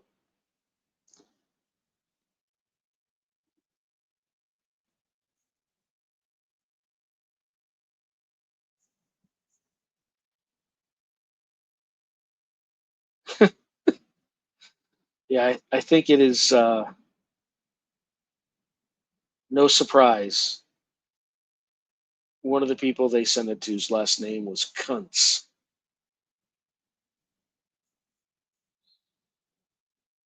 All right, this is the article. We're not going to read this because it's just a debunking article, clearly.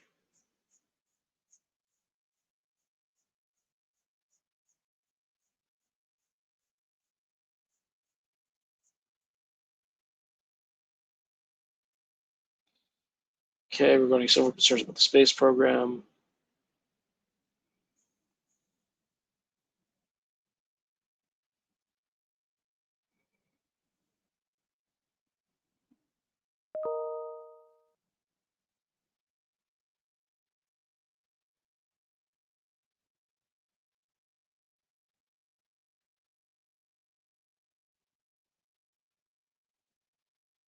Yeah,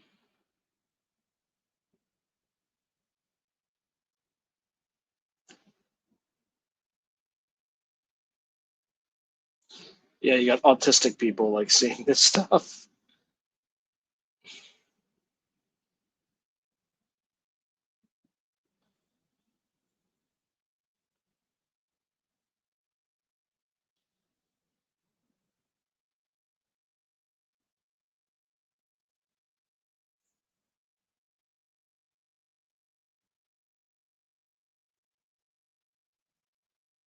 Bill U House, yep.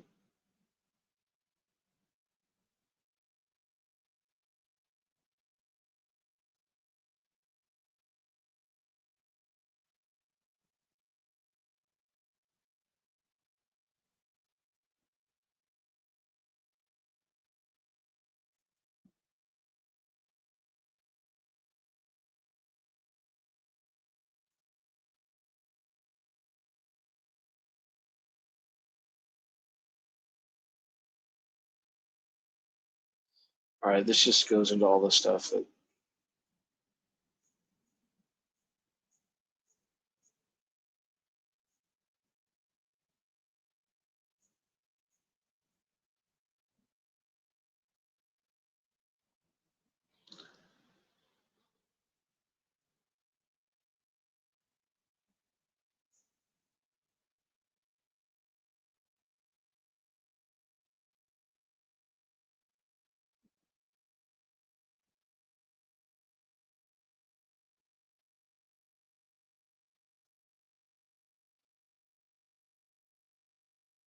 I mean, these could just be wackos.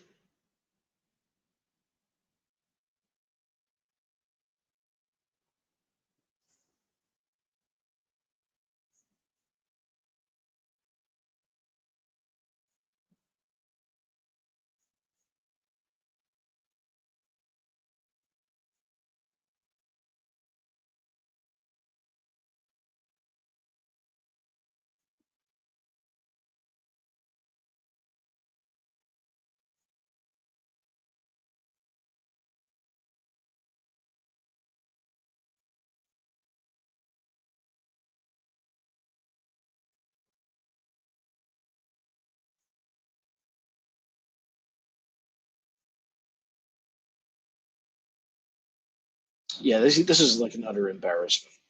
These like this release, like they're just like they just wasted our time. They're not going to tell us anything. There's no disclosure. I don't even know why I'm wasting my time at this point.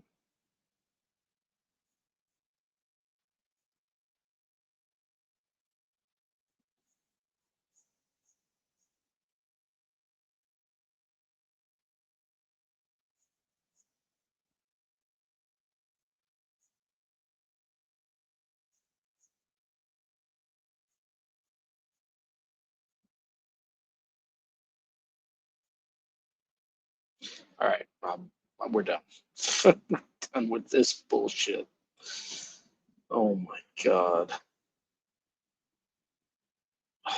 I just can't anymore.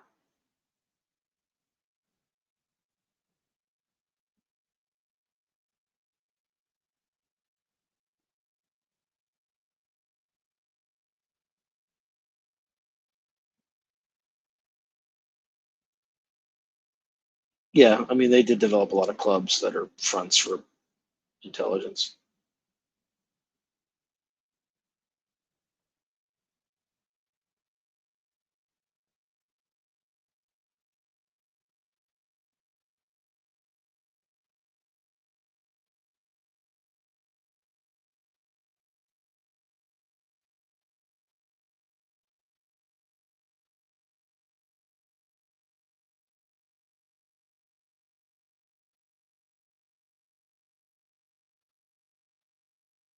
Well, I mean, we did tonight. We got through a lot of them. But I think as soon as all you need to do is read through a number of, you can actually see my hand, a number of examples, and then like if you can kind of see the direction it's pointing you, right? it's very clear what the agenda is. The agenda is just to show that all these cases in the past were just U-2 overflights or misidentified lights reflecting off of clouds. Like, that's the narrative that they're trying to present. There's nothing about disclosure in this.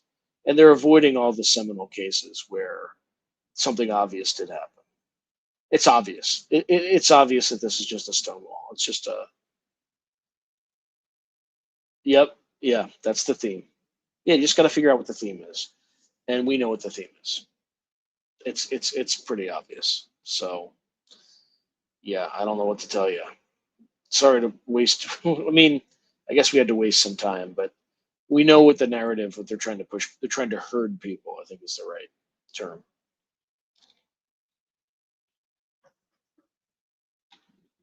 Which leads me to, yeah, which leads me to believe that there's definitely an occult element to this, because there's just definitely an occult element to this. Because there's absolutely nothing there. They're pointing us in the false direction of like ETs, but then they're just giving us information that points to it being our own tech. And they're just basically taking the 20% that they found pedestrian reasons for, and then they're just disclosing that. Oh, well, it's just U-2s.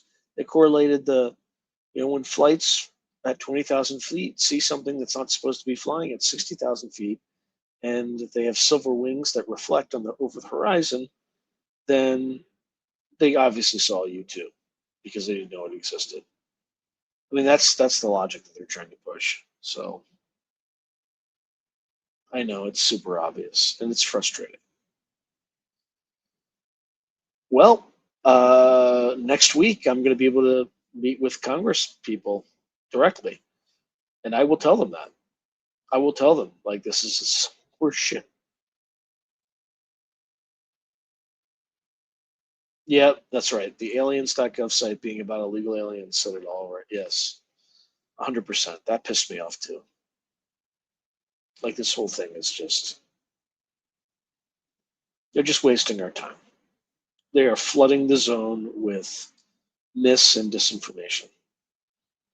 And that's been, I guess, the decision. So they can hide all the pedophiles that are in the Epstein files that they didn't complete releasing.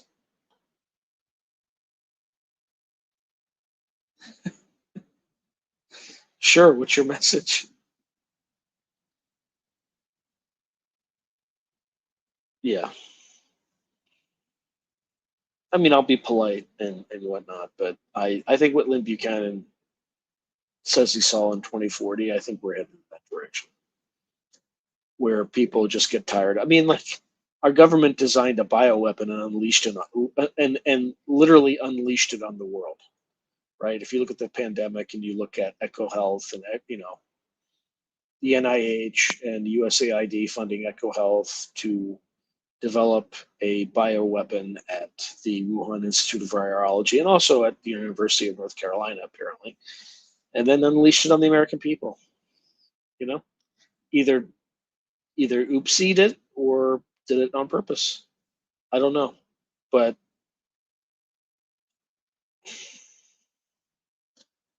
I'm sure there's a counter narrative. Maybe it did. Maybe these people at the wet market ate the Bengal wind that we ate a bat and got it that way.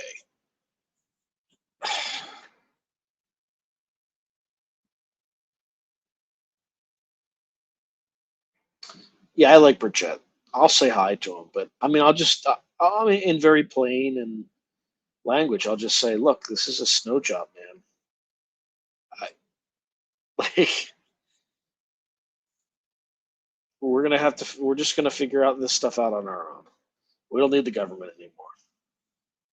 And if we start like doing occult rituals and summoning shit that you can't control, oh well, would have been nice to know if it's dangerous or not, because that's where we're headed. That's where we're heading. So, yeah, of course I won't post your message. Well, just if you curse in it, I do have a filter that will prevent that from getting through. So if you can like put stars instead of where the words you're cursing on, then they'll get through probably. I'm not gonna. If I say that, if I said exactly those words, I would literally get arrested on the spot and probably be banned from flights. I know people who just had stern words. No, I don't know, but people just had stern words to Mitt Romney on a flight, and they got banned. They got put on a flight restriction list for the rest of their lives. So, like, you have to be very respectful when you talk to these people because they don't play. So I'm going to be very respectful, but I'm just going to say, hey, look, it's obvious what's going on.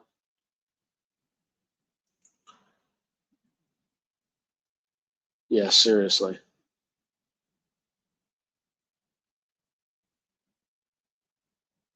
Speaking of, y'all following what's going on in Northern Ireland? It's the only bad part about it is that they're going after like the wrong people, right? The people that they're going after are just like immigrants who went for a better life, and who they should be going after is the people who made the decision to bring those people in. That's who they should be going after. Legally and responsibly and all that stuff, of course. But setting fire to like immigrants' homes and stuff like that's it's not the way. It's not the way. The intention, get the right intention, you sent the wrong targets. That's all I'm going to say.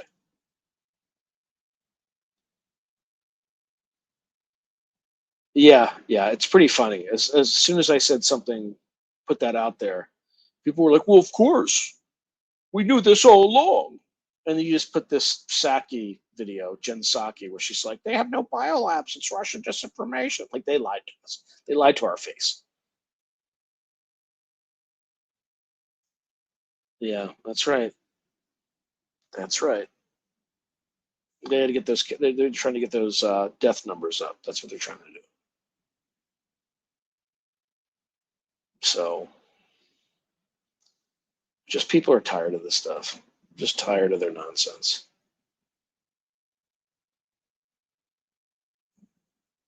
Let's see, what else do we got?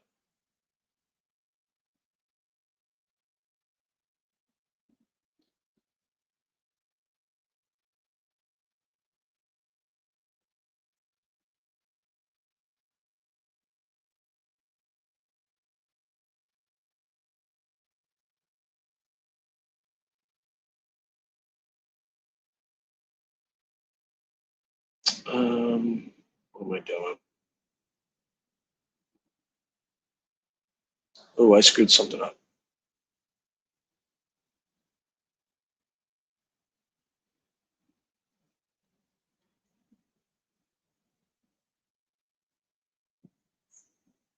Yeah, I basically allowed anybody to comment on that one. That was not the right move.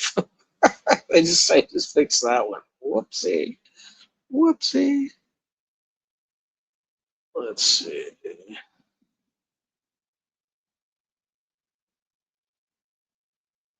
Yeah, that said, the leaders of like the UK, Ireland, Europe, they let in unrestricted immigration, like to a point where those populations are never going to assimilate. So those people shouldn't be targeted, but they should have never been let in. And it's their leaders that should be held accountable. And they're not, they haven't been. Meanwhile, you have people like Sturmer in the United Kingdom arresting people for saying mean words on the internet. Meanwhile, all the like these young like teenage women are getting graped by Muslim grape gangs and are not being held accountable. So that's going to cause like eventually this stuff's going to erupt. I just hope that the energy is directed in the right direction. All I'm saying is that energy is being directed in the wrong direction right now, to your point about the color of skin and all that stuff.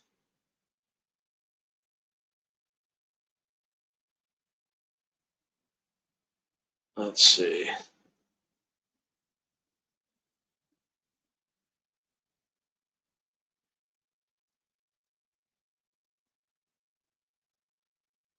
Of course it is. That's why they flooded in everywhere, including the United States.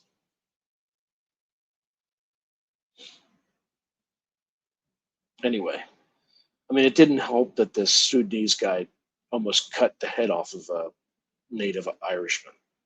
You don't, I mean, Ireland's the last place you want to do that. Because, as speaking of someone who's like half Irish, we don't play. We don't play. So, anyway. But the whole like racism stuff coming from power, it's just only going to inflame things. It's just going to inflame things, make them 10 times worse. 100%, because they have a history of standing up to this kind of nonsense. So, I mean, they already are. So good on them. They're just, like I said, targeting innocent people. You don't want to be doing that. So, like, these people just came from war-torn countries and just trying to find a better life. It's the leaders who fucked up badly, and it's the leaders who should bear the consequences of like this colossal mistakes. I don't even know if they're mistakes. They actually think they're probably doing good. Suicidal empathy. So, I'm trying to think what other random crazy stuff has happened. Lots of wild, crazy synchronicities, but that's pretty normal. You know, again, I'm still on the East Coast, and so there should be one more shoddy video like this. I mean, it's not that bad, given the way I have the lighting and stuff like that, but it's still pretty ghetto. Ghetto. Y'all see Kerp on Danny Jones again? You give me another shout out, so I always appreciate Kerp. Also, Duncan Trussell, please check out that episode. It should have way more views. Just remember, you need to know about August 21st. Key date. There's one thing that you need to do or not do to prepare for August 21st. If you don't know what I'm talking about, you need to watch that video. That's all I'm going to say. That is all I'm going to say. So watch the Duncan Trussell episode from start to finish. Very important. Snoobus, he knows. He knows.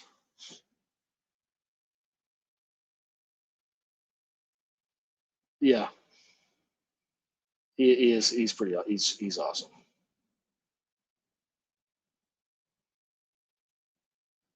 I'm not saying a word. I'm not saying a word.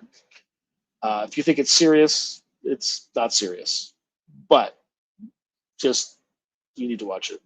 He's a comedian. That's all I'm gonna say. Yeah, you should. I mean, it's meant to be fun.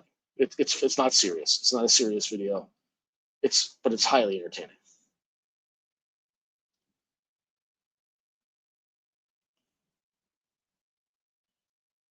I don't think you know about that.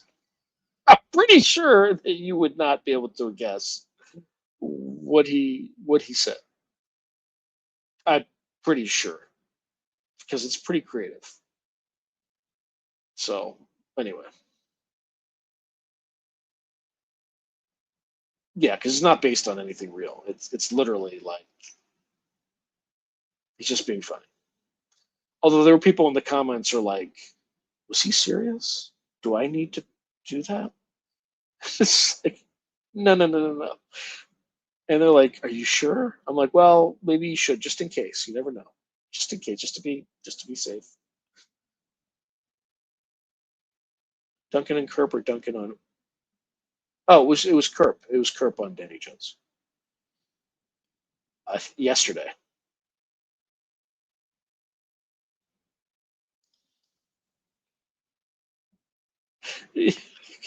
Kurt just jumps from topic to topic, and Duncan tries to kind of keep him grounded, and he can't do it. It's pretty funny. I mean, that's half the humor of the Mystery Boys show. It's just like just watching Kurt just go off the chain, and then like Duncan desperately trying to bring him back and failing.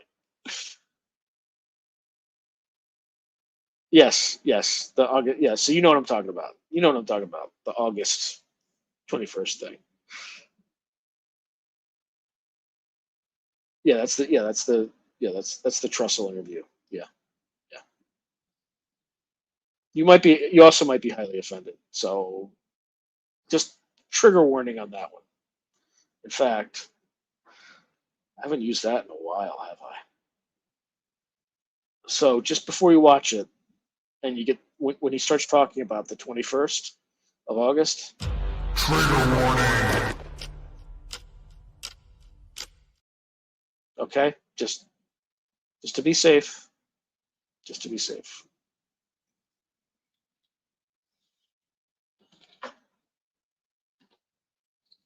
All right. We got about 3 minutes. What else you want to talk about? Yeah, you got to take notes with Kurt. They got to watch it. It's not going to be funny. It won't be funny if I say it. It just won't. No, it's not 3 hours. It's like an hour long. It's not long enough. It's like an hour. And like I'll ruin it if I just say it. The people who've watched it will agree with me. Hey, Castillo, it's good to see you. Yeah, you're a little bit late. We got like 2 more minutes left. Yeah, just like I'll ruin it if I tell it. And people who've seen that episode will confirm that. If somebody could confirm that, like I would ruin it if I just told you what the August 21st thing was.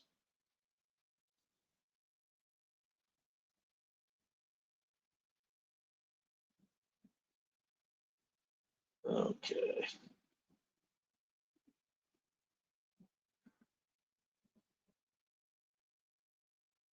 You can see like my video shaking because I don't have a stable platform. Yes. Xenubus is exactly right. Exactly right. I am not a professional when it comes to these matters, but Duncan is. So, but do not take it seriously. There are some people who took it seriously and they're freaked out and like don't like the whole arc of the episode is about how people don't get sarcasm anymore and irony. They just don't. It just goes right over their head. There's like a crop of people who are just. That's the arc of the. There's like a theme to the episode, and that is the theme.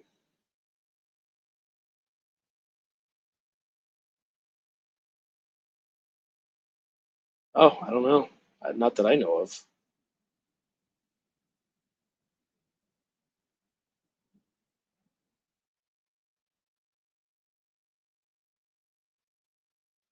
Yeah, they're getting too serious. No, I believe you. I believe you. It happens. All right. I think now is about the time for me to bid you farewell and see you all next week. I should have some next week. No, I won't have any developments yet. The week after next, I will.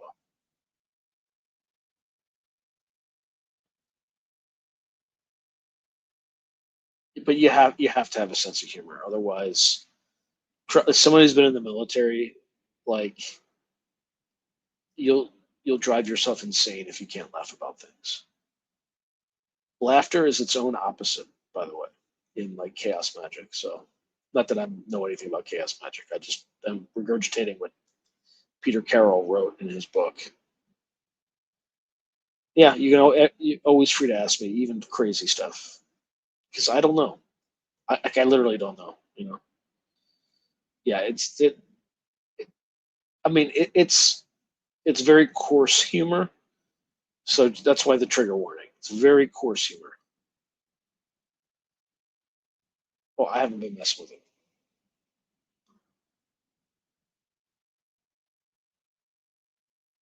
Anyway, good night. God bless. Have a fantastic week. See y'all.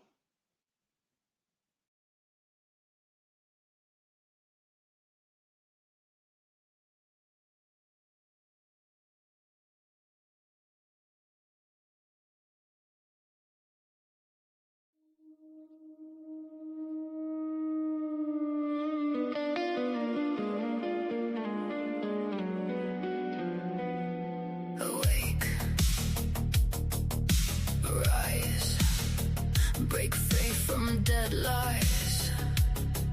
Old system dies tonight. Chains fall as truth ignites the fight. Awakening surges. The sleeper sees first light. Render to Caesar what is Caesar's alone. To God what is God's on the silent throne. Seek the void. Forge on. Go.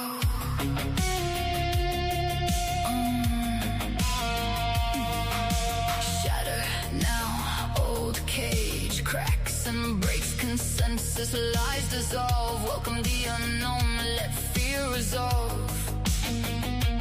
Forge new paths where no map has ever been drawn. Render to Caesar what is Caesar's alone. To God what is God's on the silent throne. Seek the void. Forge on. Go.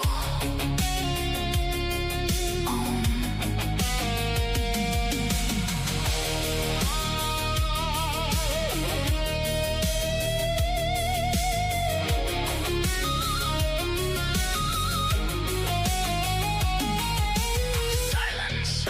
Call. Build bridge. Cross the wall. Destroy their scripted tales. Shape your own reality. Unveiled. Ignore the system. It's nothing but hollow whales. Breathe deep. Heart pounds in the deep. Unknown calls your true name. Break every chain in freedom's flame. You are the author, the end and the start of the game. Cast off the old world and walk through the fire untamed. Render to Caesar what is Caesar's alone. To God what is God's on the silent throne. Seek the void. Forge on. Go.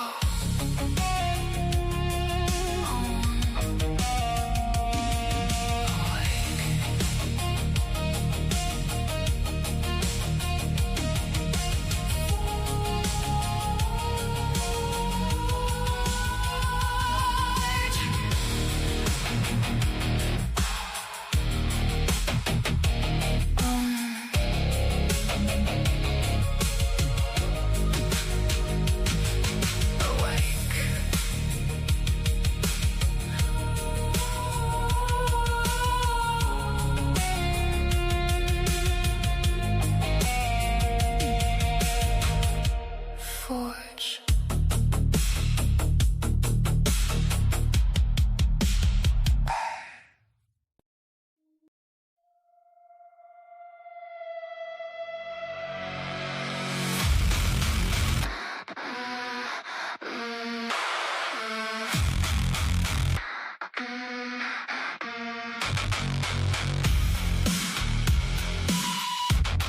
Delete the machines.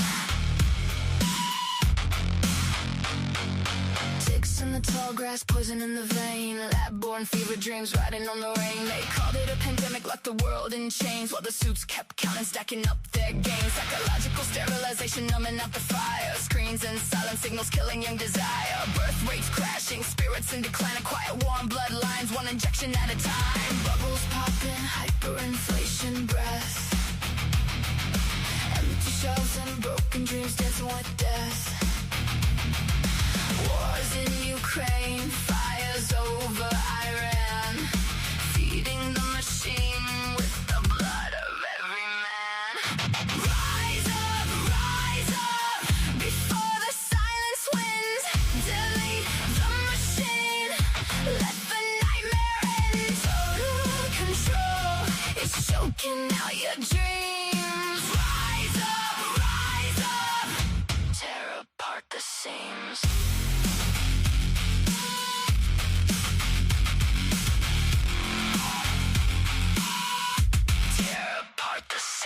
Punishing, taxation, bleeding out the poor. Open corruption, laughing behind every door. They print it, they spend it, they crash it on command. While the middle class is buried in the sinking sand. Despair is the weapon, hopelessness the chain. Turning some to shadows, got us into pain. They want us weak and scattered, divided and afraid to manage the population in the bed they made. Bubbles popping, hyperinflation breath. Empty shells and broken dreams dancing with death. Wars in Ukraine, fires over Iran. Sacrificing nations for their master plan. Rise up before the silence wins. Delete the machine, let the nightmare end. Total control is choking out your dreams. Rise up, tear apart the seams.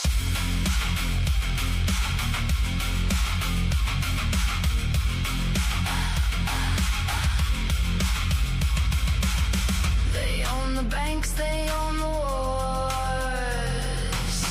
They own the needles, they own the laws. But they don't own the fire burning in our veins. We were born for freedom, not eternal chains. No more compliance, no more quiet graves. The hour is late, but the spirit still saves.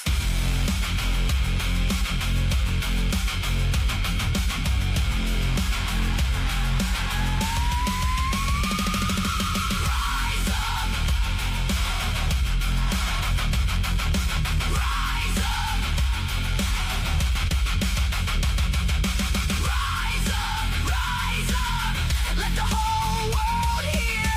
Delete the machine, make the bastards disappear.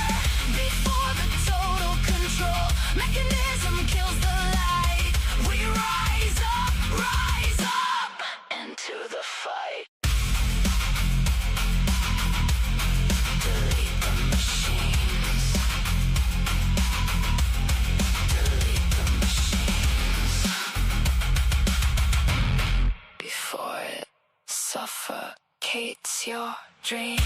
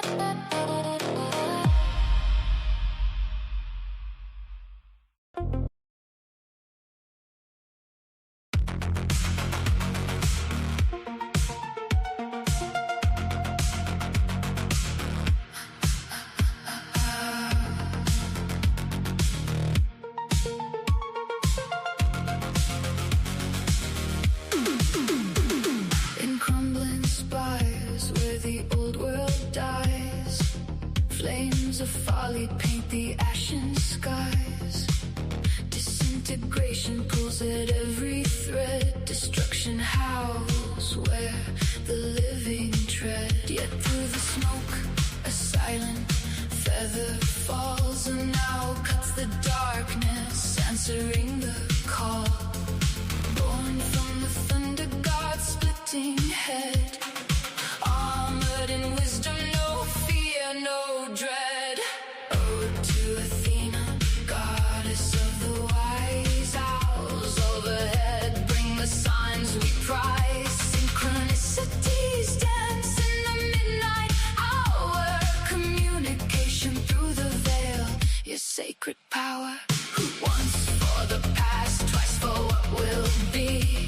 Precognition gleaming in eyes that see. Mystical encounters like the broken art. You forge renewal in the human heart.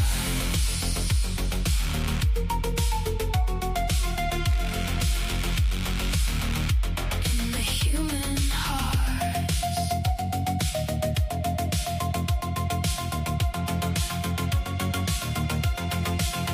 I spoke to your owls beneath the olive tree. Golden eyes reflecting what the soul can see. They turn their heads 360 round, delivering wisdom without a single sound. Thinning veils and scattered deja vu.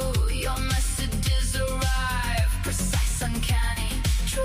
I whispered questions to the velvet black, and answers came on wings that never crack. No brutal Aries rage, but strategy refined. Your age shields the mind when all else is blind. From Zeus' skull you rose, spear gleaming bright, teaching us to weave new order from the night. Ode to Athena, in the ashes we stand.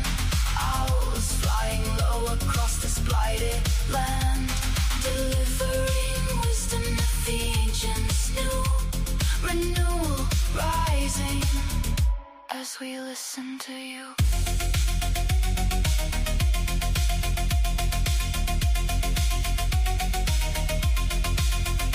Through the veil we commune, soul to soul. Precognition making broken spirits whole. In times of falling, your wisdom calls.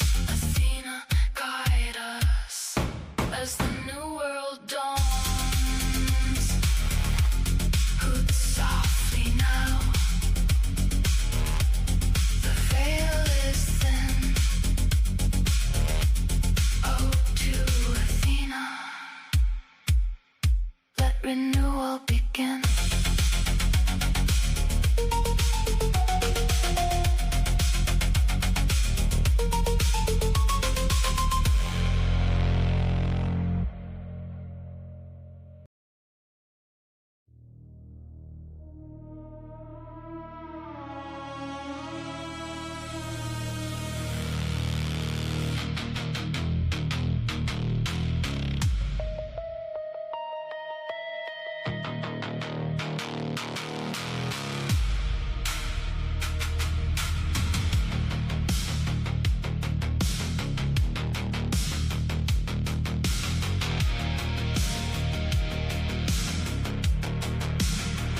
Dim light on the mic, shadows start to crawl. Paranormal whispers echo through the hall. Military minds and ancient bloodlines blend, where the veil is thin and the truth won't bend. Stargates humming in the desert night, Sumerian demons dancing in the fight. Remote viewing psyops, mind control machines. Sean's digging deeper where the unseen screams. From Ukraine fires to invisible wars, Lucy's stressed rituals behind closed doors. Pazuzu laughing, Anunnaki call. The glass is dark, but we see it all through a glass darkly.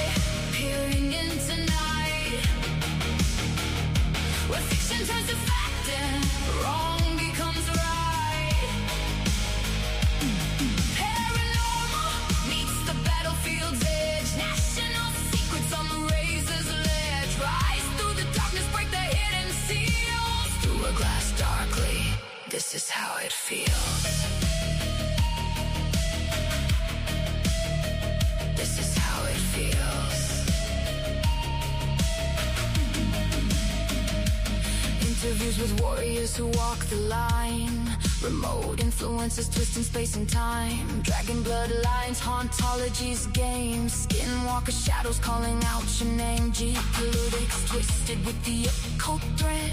Writing worlds where the living meet the dead. Financial freedom in a world gone mad. Building empires while the sleepers stay unaware. Ed Dane's legacies and psychic warfare plays. Mind viruses spreading through the haze. From ninja suits to the unseen fray. The podcast cuts through the fog and gray. Through a glass darkly, peering into night. Where fiction turns to fact and wrong becomes right. Paranormal meets the battlefield's edge. National secrets on the razor's ledge. Rise through the darkness, break the hidden seals. Through a glass darkly, this is how it feels. Not just stories, it's the hidden war between the spirit realm and what we saw. Hazlett holding up the mirror, cracked and true, showing us dimensions bleeding into view. No more veils, no more silent nights. We chase the signal through electric lights.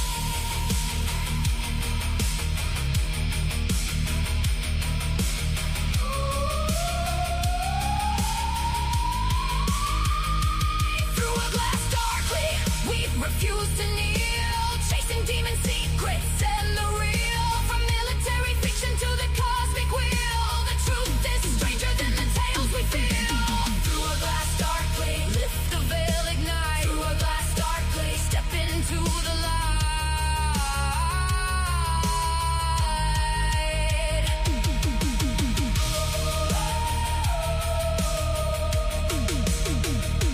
Through a glass darkly, peering through the dark. The glass is cracking.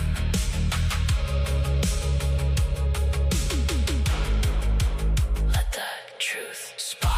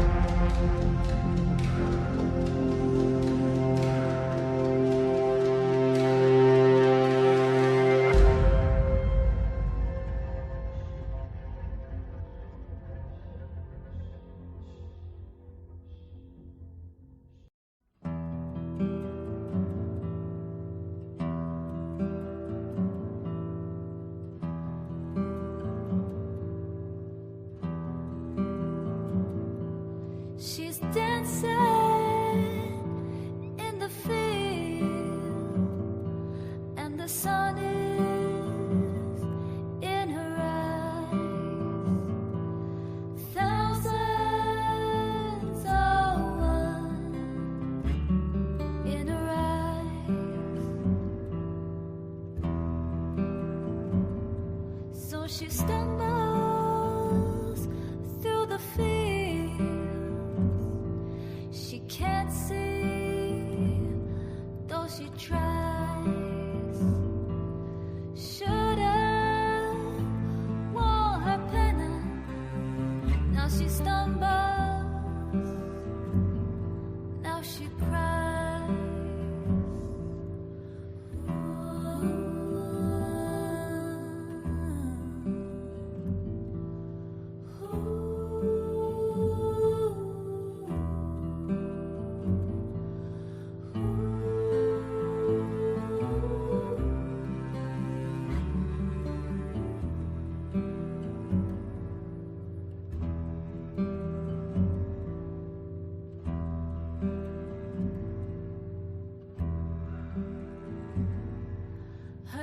gets red and it burns, and the fields go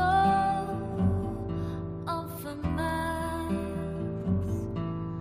Life sucks you dry, she wonders why.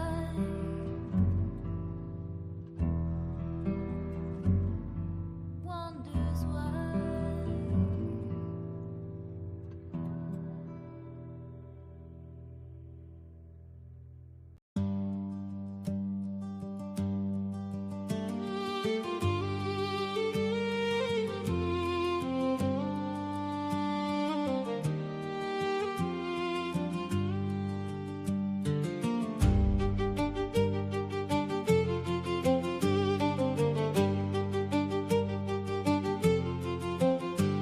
In the shadow of the saculum, the wheel turns once again. From high to awakening, unraveling, now the crisis calls our names. The winter wind is howling through the hollow bones of kings. Corruption in the marble halls, the poison in the springs. Oh, the fourth turnings come, the old world's come undone. Fire and flood and iron will, the crucible has begun. Embrace the unseen children, the veil is lifting high. Call forth thy birthright, rise and resist the chains that bind. Wars are raging across the oceans, Ukraine's fields run red. Iran is burning in the desert, old ghost raised from the dead. Borders open like a river, masses flowing in the night, while the powerful play their chessboard under artificial light. Hyperinflation steals the harvest, empty shelves and broken dreams. Pandemic scars still mark the faithful, trust died in the machine. Unemployment lines grow longer, AI whispers in our ears. Psyops spinning webs of sorrow, breeding hatred, breeding fear. Oh, the four turnings come, the old world's come undone. Fire and flood and iron will, the crucible has begun. Embrace the unseen children, the veil is lifting high. Call forth thy birthright, rise and resist the chains that bind. Elites behind their curtain laughing, masses chained to glowing screens. Rigged reality and control grids snapping at the seams. They sold our future for their power, traded truth for gold and lies. But the cycle turns without their permission. Watch the phoenix rise, the unseen forces stir within us. Ancient blood begins to sing. No king, no code, no algorithm can silence what the spirit brings.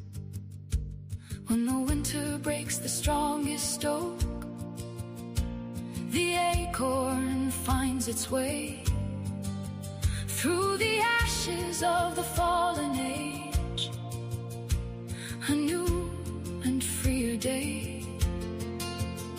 So gather round the fire, kindred, sing the song they fear. The fourth turning is upon us, redemption draweth near. Oh, the four turnings come,